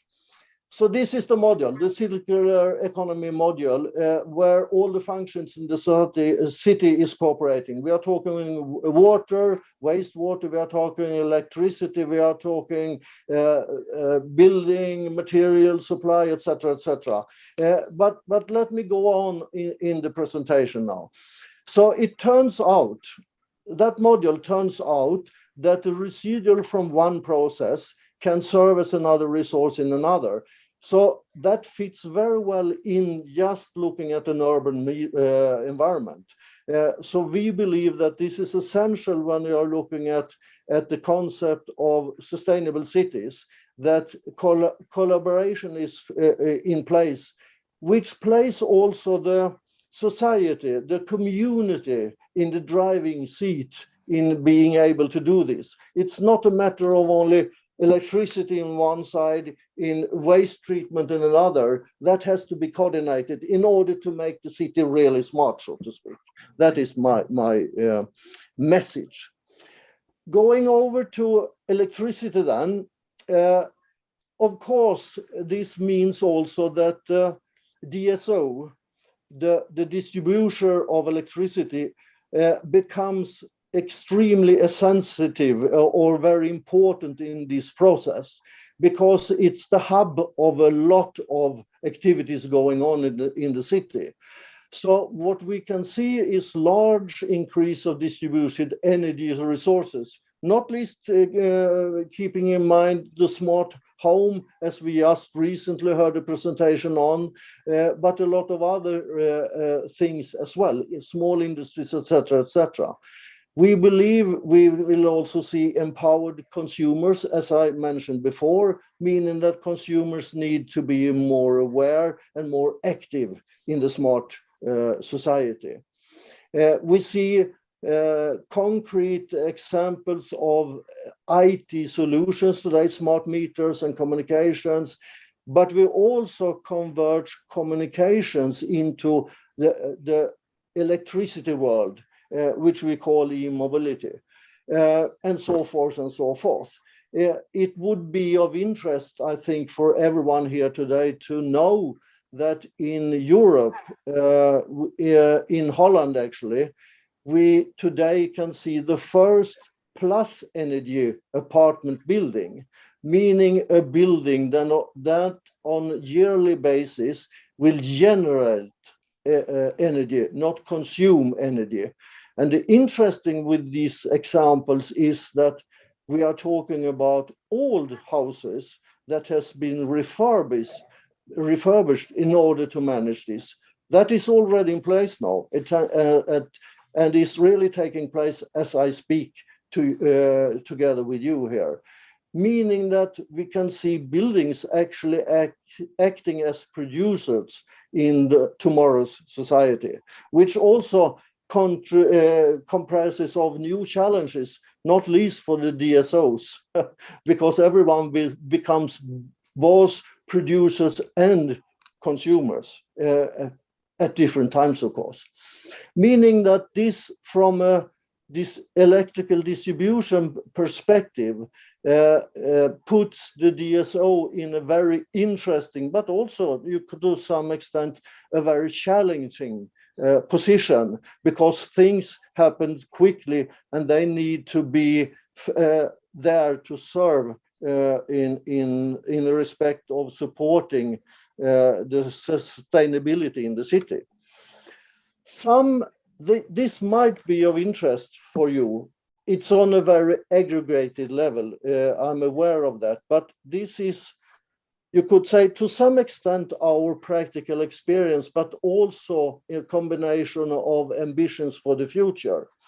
We believe, and we have put in a lot of studies in this respect, meaning that if you go all the way in building up these layers of collaboration in a smart city, the saving potential when it comes to energy and more specifically electricity would end up in figures like that. So on the most, you could say, overall level, meaning that we are talking about the supply to the city, the land developer, or depending on the regulatory scheme, the DSO, there we can see a substantial savings in need for investment capacity in the city when you apply this ecosystem module. The next step, talking about closer to the building or the small industry or whatever, you are facing some extended need for capital when you are exploring building, etc., because you need to invest in more complex technology than you did yesterday. But also there we can see a substantial savings when it comes to need for infrastructure in the primary grid, so to speak. And then at the end, the consumer side, we can also see in the long run, not from an investment perspective, but in the long run, substantial savings when it comes to cost for energy, since we are consuming less energy as a whole. And it still are keeping the standard of living and the development of society. We can foresee as well things very much happening when it comes to information technology and digitalization here, of course. Everyone already today see applications as smart metering, etc., new billing situation, but also a very, you could say, traditionally very low action from consumers. Consumer has just been consumers, so to speak, and not being an active part in dealing with the energy situation in the urban area. Already today, there is a lot of IT solutions when it comes to collecting more information about the grid and the grid components and supervising in a higher degree than we did yesterday. We are implementing geographical information systems, etc., so the grid owner can have a very convenient overview of what happens in the system and so forth. We are facing asset monitoring management, etc., etc., etc. And we see more flexible rates, meaning that there is incentives as a consumer to do more active choices, so to speak. Tomorrow, maybe in some places already today, we can see that this drives the DSO in the direction of acting definitely more proactive than we did yesterday.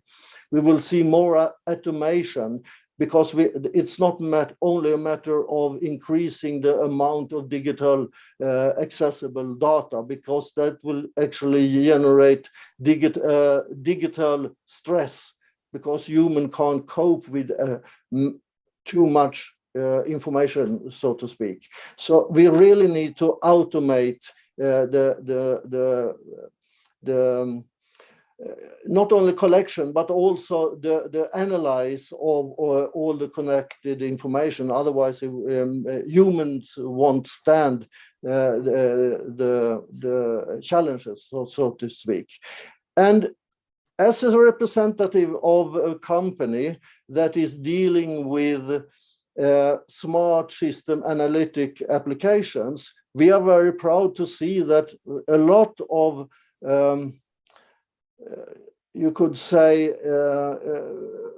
people around the world are facing or are identifying that we can really use smart applications in order to look ahead, not look in the back rear mirror only, but also to look ahead, to foresee what happens in the future. And that everyone can understand that it lies a lot of potential there when we can anticipate what is about to happen and to act in advance, of course. My last slide is just an illustration of what our company is dealing with. We are a software company focusing on power grids. We are providing digital smart grid analytics tools. And I'm very proud to say that there is already today one pilot application installed in Jakarta together with PLN. And we hope that we can be a part of this fantastic journey that you are facing when you are collecting and considering all these knowledge around the world and all the knowledge at site, as you have in Indonesia already, and starting to dig or continuing digging for the new city of yours. It's a fantastic journey that you are facing. As I said before, we are jealous on you and we would very much like to be a part of that. The small we are, but anyway, coming from the little country in the northern part of Europe, but we hope that we could contribute to some extent with our experience and knowledge. So having said that, thank you very much for everyone listening, and over to you, Chair, again. Thank you. Thank you very much, Mr. Eric, for your presentation. Very interesting. And I haven't introduced about Mr. Eric Severin at first. He is the senior consultant in energy system and market design, organizational management, and business development. And he is also the CEO at the Laboratory Sweden AB and senior advisor, energy market and system development.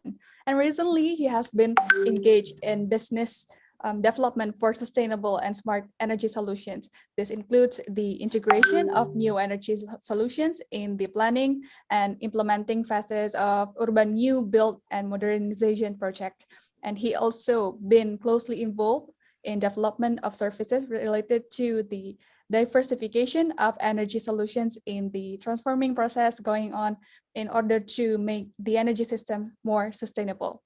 Okay, and now we have reached the end of the presentation, and now we will go on to the next session is the Q&A.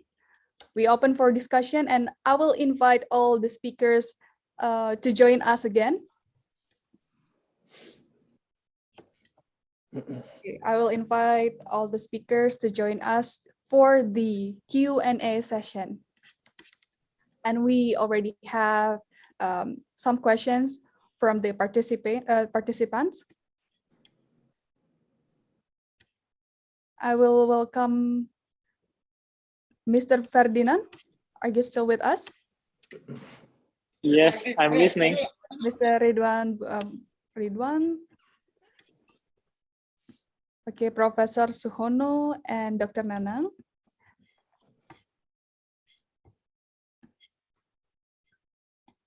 Okay, let us start the Q&A first.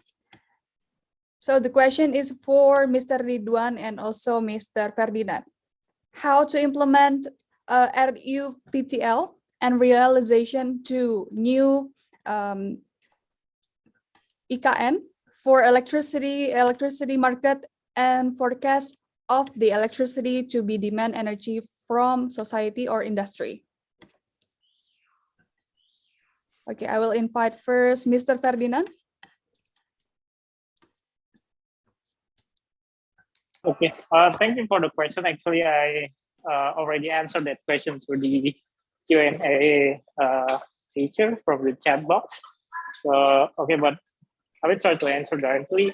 So maybe as the bold answer for this question is, as I already mentioned that on my presentation, we always work based on the RUPTL. So the when, as we can see from the RUPTL, there are many power plants that will be built, and there is also stated that when the time for the commercial operation date. So we will follow that plan on the RUPTL, and of course we cannot do the development of the power plant by ourselves. We need support from all stakeholders, even from the participant from the international company or developer or other sectors.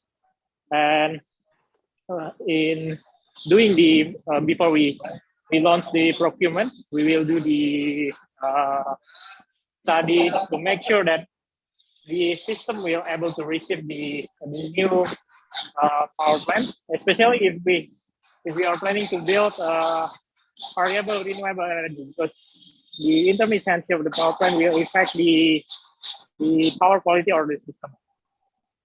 And also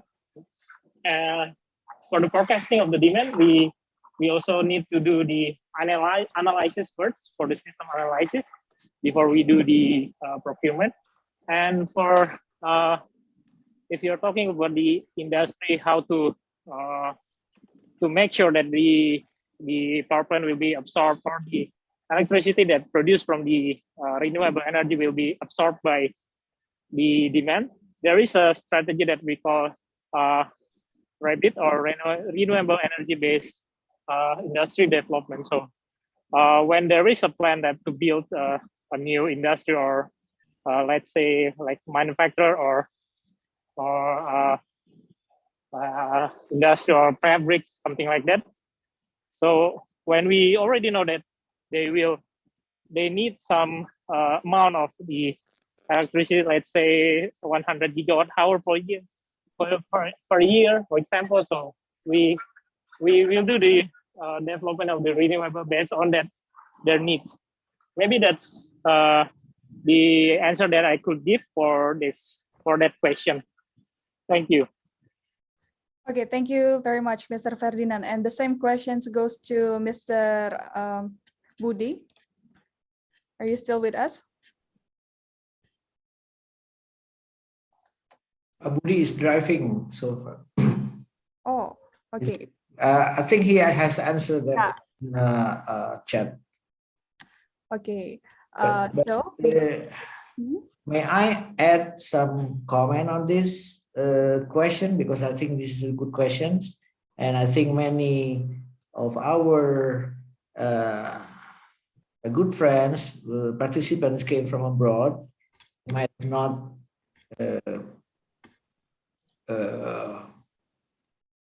having latest information concerning Ikn-Nusantara. Maybe I can add that if you see RUPTL of PLN has just prepared 2021 up to 2030. And at that time, it is on an early stage of IKN development, because the Ikn-Nusantara has just formally announced by 15th of January 2022. So maybe it is academic to review RUPTL at present. But what I would like to add information is that IKN will be developed in 3 stages. The first stage is development of palace and legislative and judicative buildings, and part of housing apartment for the ISM, or for the what we call it, government employee there. So not much of economy development at the first stage, which will run from 2022 to 2025. Although the President of Indonesia is planning to move by 2024, before 17th of August, before our Independence Day 2024. But development of IKN will not be required a lot of power at that time. You see, the second phase, 2030 to 2025 to 2035, includes the development of economy around or surrounding the capital, and that's when we will see additional large energy consumptions there, probably for the development of local manufacturing capability, etc. So this is a time, if somebody would like to participate in IKN, I think you have to come with a comprehensive idea concerning one aspect of the IKN, which will require a leap in technology and provide a benefit to both to government or to the city dwellers of the capital city. Yeah. So RUPTL at present does not capture, in my understanding, does not capture the potentials of growth of IKN, because it was developed prior to the formalization of IKN. That's my additional comment. Thank you. Okay, thank you very much, Mr. Adi Widiono. And there is one question that will be maybe you can answer also. How can international companies contribute to the development of the grid and to the development of renewable energy capacity to electrify Kalimantan and especially Nusantara? Well, yes, international companies can wait until a certain program issued by either PLN or by the local government of IKN. Yeah, it will take time and probably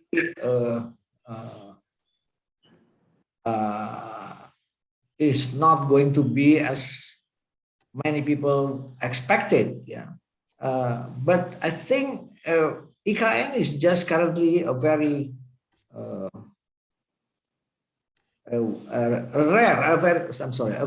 at this initial stage. So we can shape this up if we can provide information, if we can provide solutions to the development of IKN. Mind you, President of Indonesia has stated that he might not support a lot of importing materials, right? He just said that recently that we need to innovate, we need to use our knowledge of technology and develop our own capability to supply anything in Indonesia. So if you have a solution and you would like to present this to government of Indonesia, please come to us. Smart Grid Indonesia will be happy to assist you in finding the right channel to listen to your solution, and we might be able to score some future planning for the project that you have in mind. Thank you. Okay, thank you very much for your answer, Mr. Edi. We have questions from YouTube for Mr. Professor Suhono and Mr. Eric. The question is, the challenge to build the new capital city is the financial issue for investment in this current situation with low economic growth, and also how to manage it and what can other real helps for Indonesia smart city and smart grid development. Thank you very much. Maybe first to Professor Suhono. Okay, sorry, yes. May one more again? Okay, the challenge to build new capital city is the financial issue for investment in this current situation. Yes, yes. Yeah, with low economic growth. So yeah, how to manage it and what? Yeah, I'm not a government representative, so I think this yes, the homework from the government and also all of us to invite the investment so that the investment can back return. I heard some potential investment not following the investment, but I think the hard work for the government to attract the investment to the new capital. So how to make a business and new capital, but that is return on investment as interest for the investment. I think this is a new head of the Otorita, Pak Bambang and Pak Doni to solve the problem it is. Okay, thank you very much, Professor Suhono. And for Mr. Eric? Yes, thank you very much. I would answer the following on that question. I think regardless if we are talking about a big or a small scale economy, our experience is that new concept where there is a very clear ambition on what should be achieved attracts capital in general. And I would go back to experiences from my home country again, saying that we have been able to attract a lot of international capital. Although we are a small-scale country, you know, we are only 10 million in the entire country. So even though we have a very high standard of living, but it's a small-scale economy for sure. But one concept that has been used very much by our government is to allow private investors to go in to do long-term investment, but also being able to do calculations on a good business in the long run. So new technology with high sustainable ambitions would attract capital in general, I would say, and collaboration. Whenever one considers that it's an open, friendly investment climate, a new initiative attracts capital. Okay, thank you very much for your answer. So I'd like to add on this discussion, perhaps you may my man can contribute something. Yeah, I see, and I understand. I support Pak Suwono's remark that the government should think about it. But being once in the government side, now I think we have a lot of opportunity to innovate and to create in this Ikn-Nusantara's area. One thing is Ikn will be not just a capital city, yeah, but also a metropolitan city because it will be interconnected into Samarinda, Balikpapan, and I forgot the third part. And those three interconnected areas was actually the or still is the growth area of East Kalimantan, albeit their growth came from fossil, from oil and gas and coal. Yeah, but still there is a growth there. And up north, around 200 kilometers from this Ikn, government has a big plan of building so-called KIPI, kawasan industry. This is a green industrial area which will take power from hydro capacity that available in that part. One thing to be noticed is the new capital will face Selat Makassar, which is one of the deep sea crossing the Indonesian archipelago. It becomes a very busy transportation for oil, for energy coming from Middle East to the east of Asia, and therefore it may capture also those dynamics and put that into an idea on how to develop this area of capital city of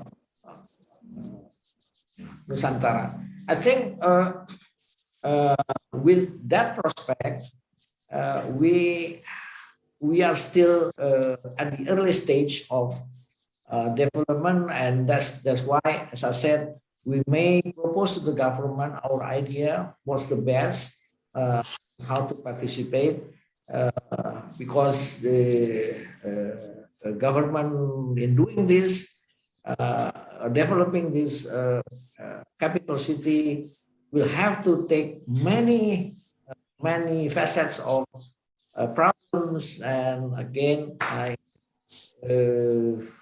think is that our duty to help them providing solutions. And that's why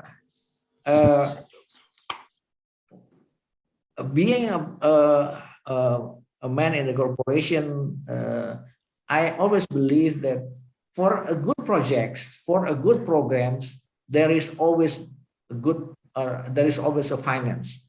Yes. We develop something which is clear, which is very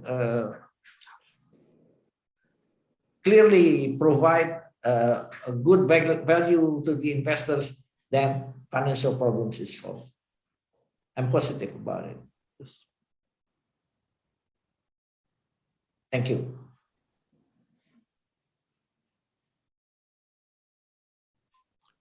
Okay, thank you very much for your answer. And this is bring the positive energy for all for the audience here. Thank you very much, Mr. Eric and Mr. Eddie. And now we have question for Mr. Nanang, to Dr. Nanang. Are you still with us?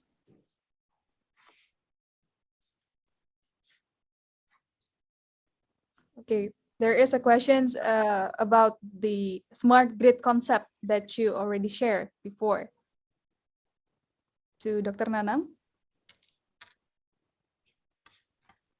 Let me call him. Tidak ada penampakan. Penampakan nggak ada nih. Pak Nanang di Ada, belakang. yes. Jangan. I am here. I am here. Okay. Okay. Okay. Oh, Mr. Dr. Nanang already here with us now. Yes. Okay. This is one of interesting questions. This is about could the smart grid concept that you already shared before also can be applied to another cities other than IKN, and what the challenges might be faced when developing the smart grid city? Thank you very much. Thank you. Thank you. The first question. Okay, this concept is we can do for all the city in Indonesia. Really. Using this is smart grid. This what happened there and what should be there in the smart grid system. That means 6 points that should be there. We can say that the smart grid will be implemented at this city. What the problem? Yeah, the first problem is the network itself. The question is the network is support for the smart for example, for self-healing mechanism. The network, yeah, and the reliability of the network will is support or not. It depends on the system. For example, in Indonesia, there is no network that's developed as my concept for the concept for distribution grid. Only the one radially directly to the load. The concept is using the radial network. And spindle is open loop system. That's the network is support or not for the mechanism of the self-healing. This is the first. For example, this is the problem there. And the second is if we use for example the microgrid mechanism, this we will compare the cost of optimization between the microgrid using PV rooftop and for example also using battery compared to the PLN utility. If the cost of the microgrid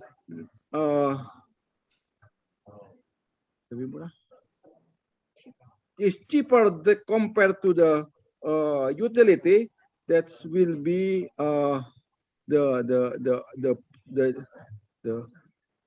the people will choose directly using the small application in the WhatsApp, for example, in the phone, in the Android, to change the network going to microgrids. But if the cost in the microgrid higher than than the electricity network from utility, it can be also changed to use the electricity from the utility. This is the participant of the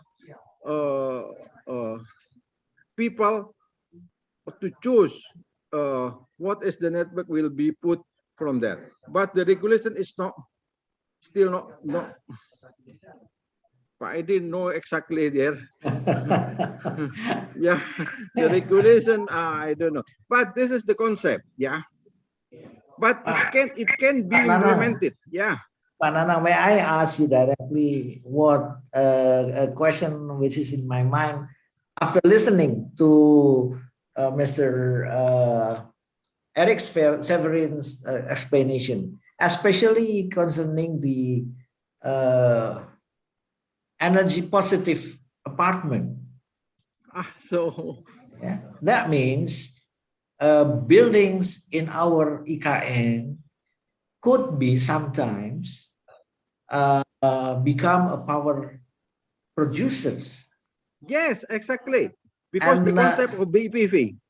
Okay, and therefore the grid that you prepare should be able to recognize in case there is a backflow of energy from the low voltage or medium voltage to higher voltage. Exactly. You agree with me on that? Yes. Have you considered that? Because the easiest solution in a case like that is to curtail, right? We don't want a lower level voltage supply, higher voltage. And that's why at the time they curtail this. And if we look at the example of Hawaii, where they face this kind of problems, they instead of trying to harness the excess power produced by buildings, they just throw it to load band, which then okay, I understand, Pak. I understand, yeah. Pak. What is your idea on that, Pak?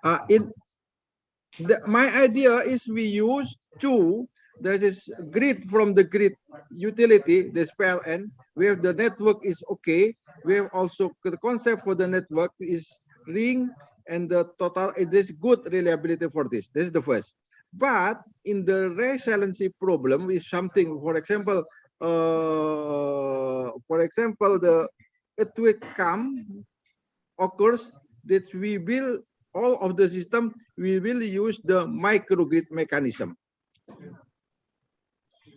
The microgrid mechanism that's complete with all of the building completed with VEPV, a building integrated PV that we will produce the electricity for itself and interconnected between the neighbor building, and also completed also using the battery.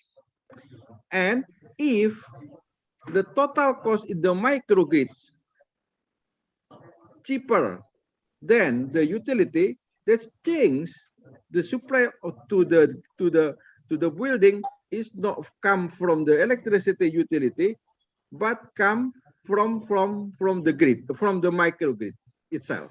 From the battery. Yes. This is the concept. Okay, maybe from Mr. Eric.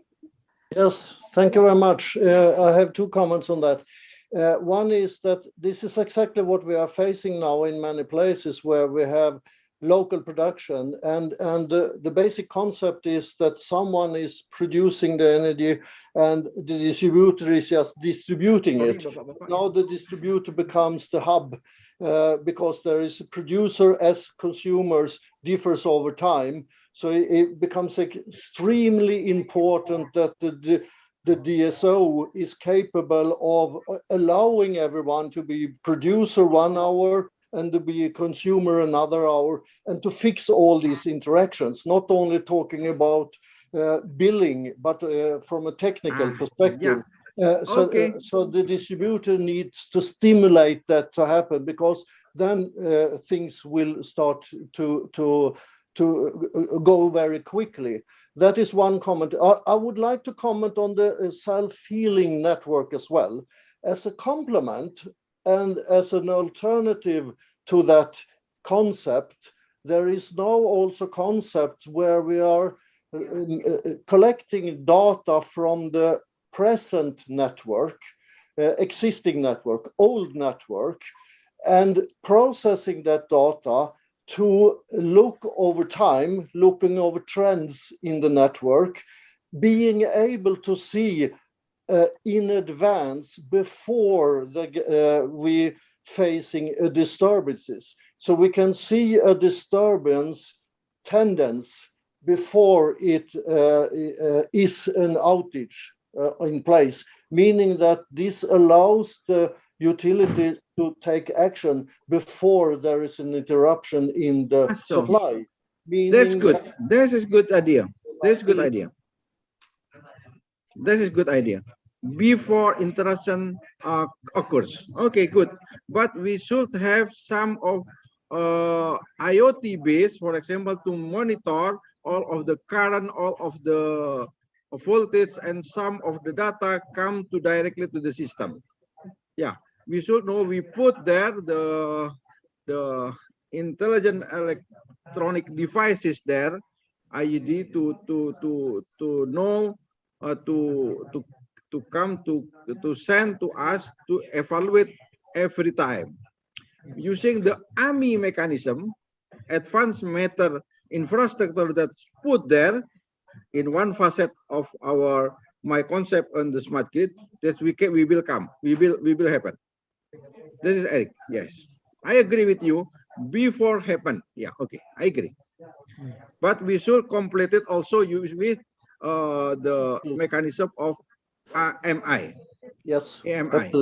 It's a combination. Matter infrastructure. Before, if we not go there, we cannot use this for the self-healing mechanism. Okay. Okay. This is my answer, to Sarah. All right, thank you very much. So is there something to add, Mr. Eric, or already? Okay. No, I think we agree on this. It only illustrates that there is a lot of possibilities to yes, a lot of possibilities. Challenges. A very exciting time we are living in, actually. So that's good. Yes. Thank you very much. And one more question to Dr. Nanang. For the renewable energy, as mentioned, for smart grid in new capital city are the solar farm system, for example, mention of BIPV. Yes. Compared with the previous system that mounted and roof, what's different with previous PV with the BIPV in system? So yes. Okay. If we know the rooftop PV, there's the flat PV that's installed in the system, but the BEPV is not only in the roof, but also in the wall. Yeah, on the wall as a shading, for example, shading of sun shading, we can harvest also the electricity from there. This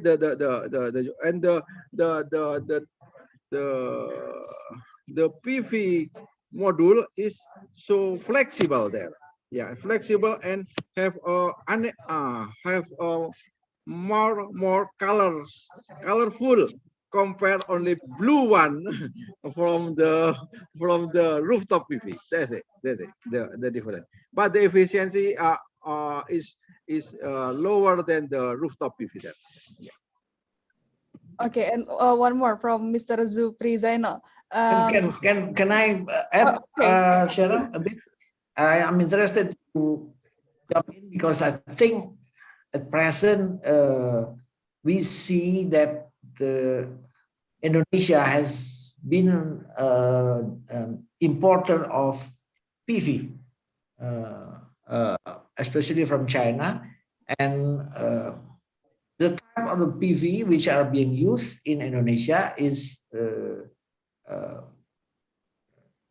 crystalline silicon type. Yes.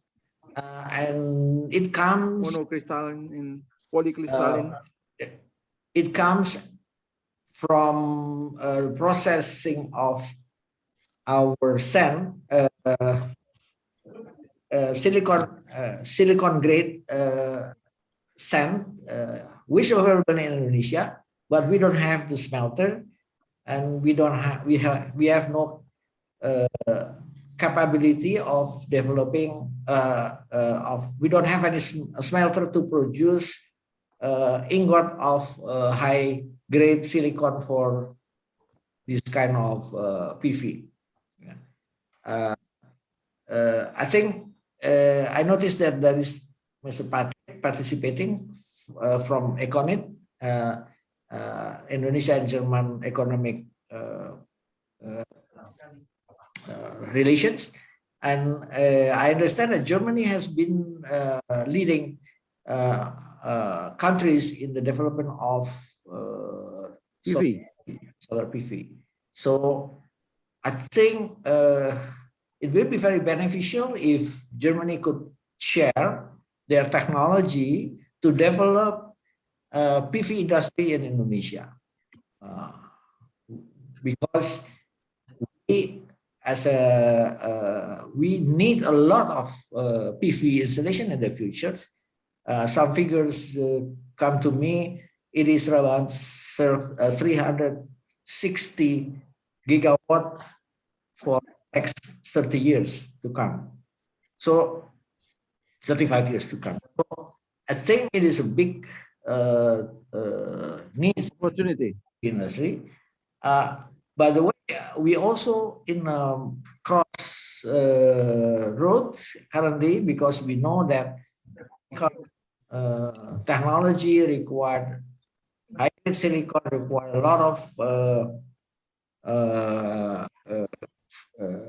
effort to produce cell, module, and then panel, while at the same time there is a technology of which may bypass all of this. And if we use a correct chemicals, we will be able to develop a perovskite panel in the future. That will Pak Nanang's wish that buildings can integrated, can be fixed with additional power generating capacity if all the glass, all the part which is exposed to can be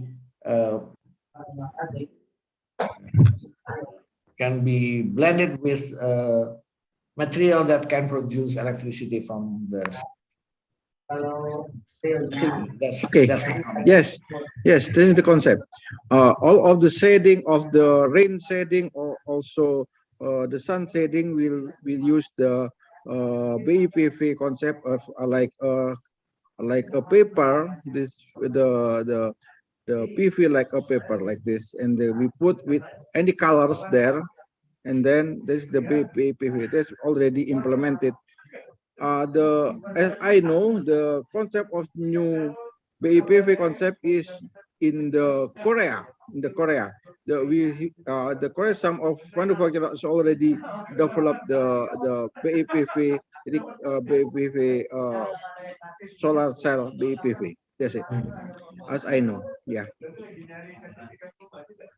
Okay, Bu. Okay, thank you very much. Thank you. And one more about the sunlight in Bandung and IKN. It's not the same, right? And you, Dr. Nanang, have a feasibility study that you have in Bandung back in 2016. Yeah, really, I introduced our concept for the requirement for the Bandung city, but I think it can also implement it also in IKN. Yeah, but until now, we propose also 3 types. There's the small solar home automation system, also the BEPV concept for all building of governmental building, and also for some area we have some zone, for example, near zero energy building. This is three type of that I have already suggested to Bandung city, but I don't know exactly. Pak Suwono maybe know exactly because he connected with the government there. I'm not. I'm only suggested for this. Okay, thank you very much. Thank you, thank you, thank you. Yeah, and last for Mr. Suhono, if Professor Suhono still with us. Prof. Suhono. Okay, or we go for Mr. Ferdinand. Mr. Ferdinand and Mr. Eric both can answer this question. What is the question? Sorry, I just Oh, okay. Professor Suhono already with us. Every city and region in West area has started to build smart city, and how to invite other, such as Papua or Sulawesi or other. Oh, okay. Yeah. To build smart city. Yeah. Thank you. Yeah, this is knowledge is important. Yeah. Actually, Ministry of Information and Communication, also Ministry of Home Affairs, have a program to smartization the city, but of course the difference between the capability. So talenta is need. Also literacy is also need. Both for the government, also from the society. So smart citization awareness, like Pak Edi Widiono always organize the seminar, is important to attract, to invite. And every 2 years, we from ITB organize the Smart City Index in Indonesia. Last year, finished for the Indonesia rating for smart city, and we invite for 93 cities in Indonesia to involve the smart city rating. And there are about 70 cities involved for the smart city rating. So our task also how to understand the situation city in Indonesia and how to solve the city in Indonesia. So I also invite parties from in the world to solve our city. And for G20, we have an idea, smarter world living lab. So we invite parties, industry, government, and so on to together to set up, we call it the smarter living lab for the real world, but measurable, so that we can know about how to improve the quality of the city in energy, in environmental, in health, etc., etc. So this is a big challenge for us and not so easy to solve that. Okay, thank you very much. So there is still even if can I ask Pak Suhono, Prof. Suhono, I think maybe also give him information about the recently PLN announced that PLN is intending to install 1 million smart meter. Later it will be increased to 4 million. Yeah. Since smart meter is a very important device that could provide interface between smart grid and smart city. Yeah. Is there any plan, Pak Suhono, to? Yeah, I think interesting. Smart meter is very important because digitalization, metering is one of the kind of digitalization. We understand what is going on in our energy usage and so on, and also the behavior of this the situation, and then how to connect, how to integrate with the smart city. I think this is a good opportunity to us together in a smart city living lab. If you Pak Edi Widiono and maybe Pak Eric and also Pak Nanang also is we can together to set up a living lab with synergize between the like and metering in our digital identity. So metering is a digital identity. So how to connect and how to collaborate with all of the digital member in city is very important. Okay. Yes, living lab is one of these our living lab. Yeah, I think we should more detail about it. Before this meeting, I met also from GDP and also from Korika, talk about the living lab setup for the 3 area. One is maritime with the Ministry of Maritime, and the second is Jawa Barat province to talk about the rural digital transformation. Of course, digitalization energy and also digitalization of small medium enterprise, and also in another case for the make ecosystem in the city and also in rural becoming more better or smarter. Yeah, good, Pak. Good. Yeah. Congratulations. To add one little secret about it, investment of smart metering, Yeah. MI, in my opinion, cannot be repaid by efficiency improvement. Okay. PLN. So it has to create a new revenue stream to be able to repay the investment. Yeah. That's where I understand that PLN would require a lot of potential additional product or service that could be from this part. I think ITB as well as Smart City. We also choose Dago, Dipati Ukur, Ganesha, and also Pasar Simpang as one of our living lab objectives. So metering and also digitalization. Okay, great. And so on. So if you interest from the PGCI and also Smart Grid Society together to set up the living lab also in campus Ganesha. I just talked with my rector about the campus also as living lab. So want to test your product in metering, in digitalization, or in whatever in innovation, we can test it. Don't forget the products of the laboratory. Yes. This is basically laboratory. Eric, can you jump in and explain to Prof. Suharno what can your device? Sure. Interesting discussion. Thank you very much for being a part of it. My spontaneous reflections on the discussion is that, and our experience, partially at least, is that our strong advice is that not implement a long-term strategy and then to slowly to move into smart grid concept, because what it has turned out that these companies, organizations that has early decided to do small step introduction of digital applications, has gained so much efficiency in the business, so it's very quickly pays back, even though they didn't do the investment based on a revenue stream that was identified already.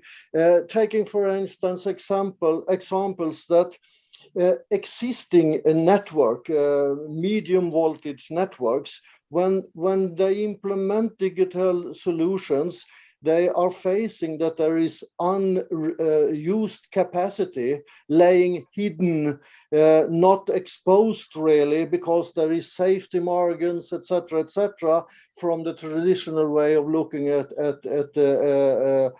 power distribution, meaning that they could really introduce new load into the existing network apart from expanding the network. And you can easily understand that it's much cheaper to do investment in digital solutions rather than in primary network applications. So already we're taking advantage of collecting data and putting people into work to see what are we really seeing from the collected data. It reveals a lot of interesting information. So that is why we are so outspoken about please start the process, because the organization will pick up experience day by day what they can do by data. It's not easy before you have an PC on your desk to see all the advantages of the PC. But when the PC is there and you are starting to explore the Internet of Things, it becomes clear to you what the potential are, so to speak. And we are talking about limited, of course, investment, but limited compared to a transformer or a power grid substation or whatever we are talking about. So we can see this from many places that it reveals a lot of potential already in the existing networks. So it is not only for new cities, it's also for present cities, for sure. Okay, thank Thank you. you. Shara, I'm sorry I hijacked your role for because I think it is very important discussion at the end of this seminar. It is an opportunity for many experts with specific knowledge to be in one room and commonly discussing something which probably dictating our way in the future. Sorry, Shara. Okay, there you go.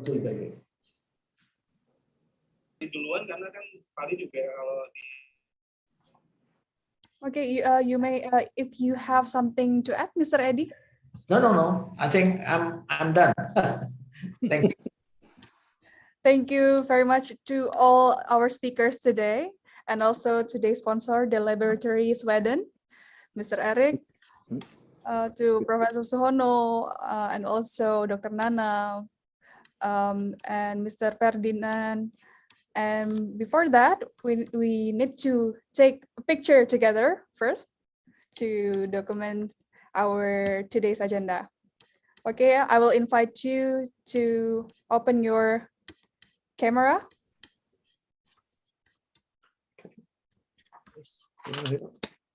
Okay. I invite all the participants, all audiences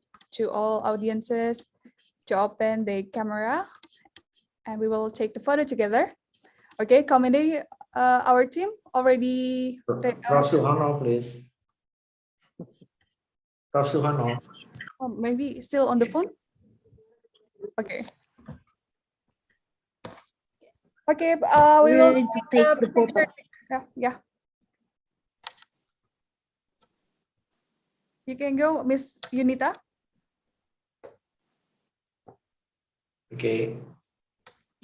Okay, I will count down for the take photo together. Please, all our participants on your camera, and please say cheese. I will say countdown 3, 2, 1. Cheese. And then last one we have a name of PGCI, cheering up for PGCI. If I say PGCI, you should say Salam Smart Grid. Salam Smart Grid with your right hand, like this.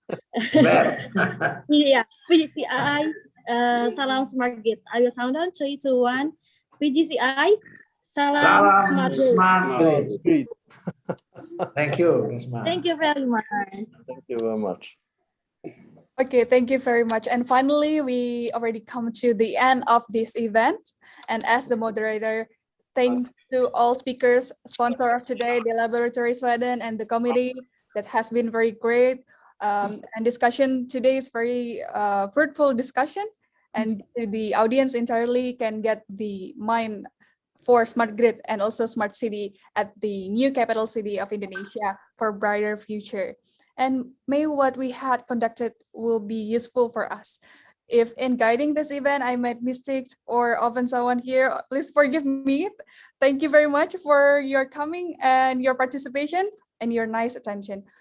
Thank you. Thank you, Shara. Thank you very much. Bye-bye. Thank you.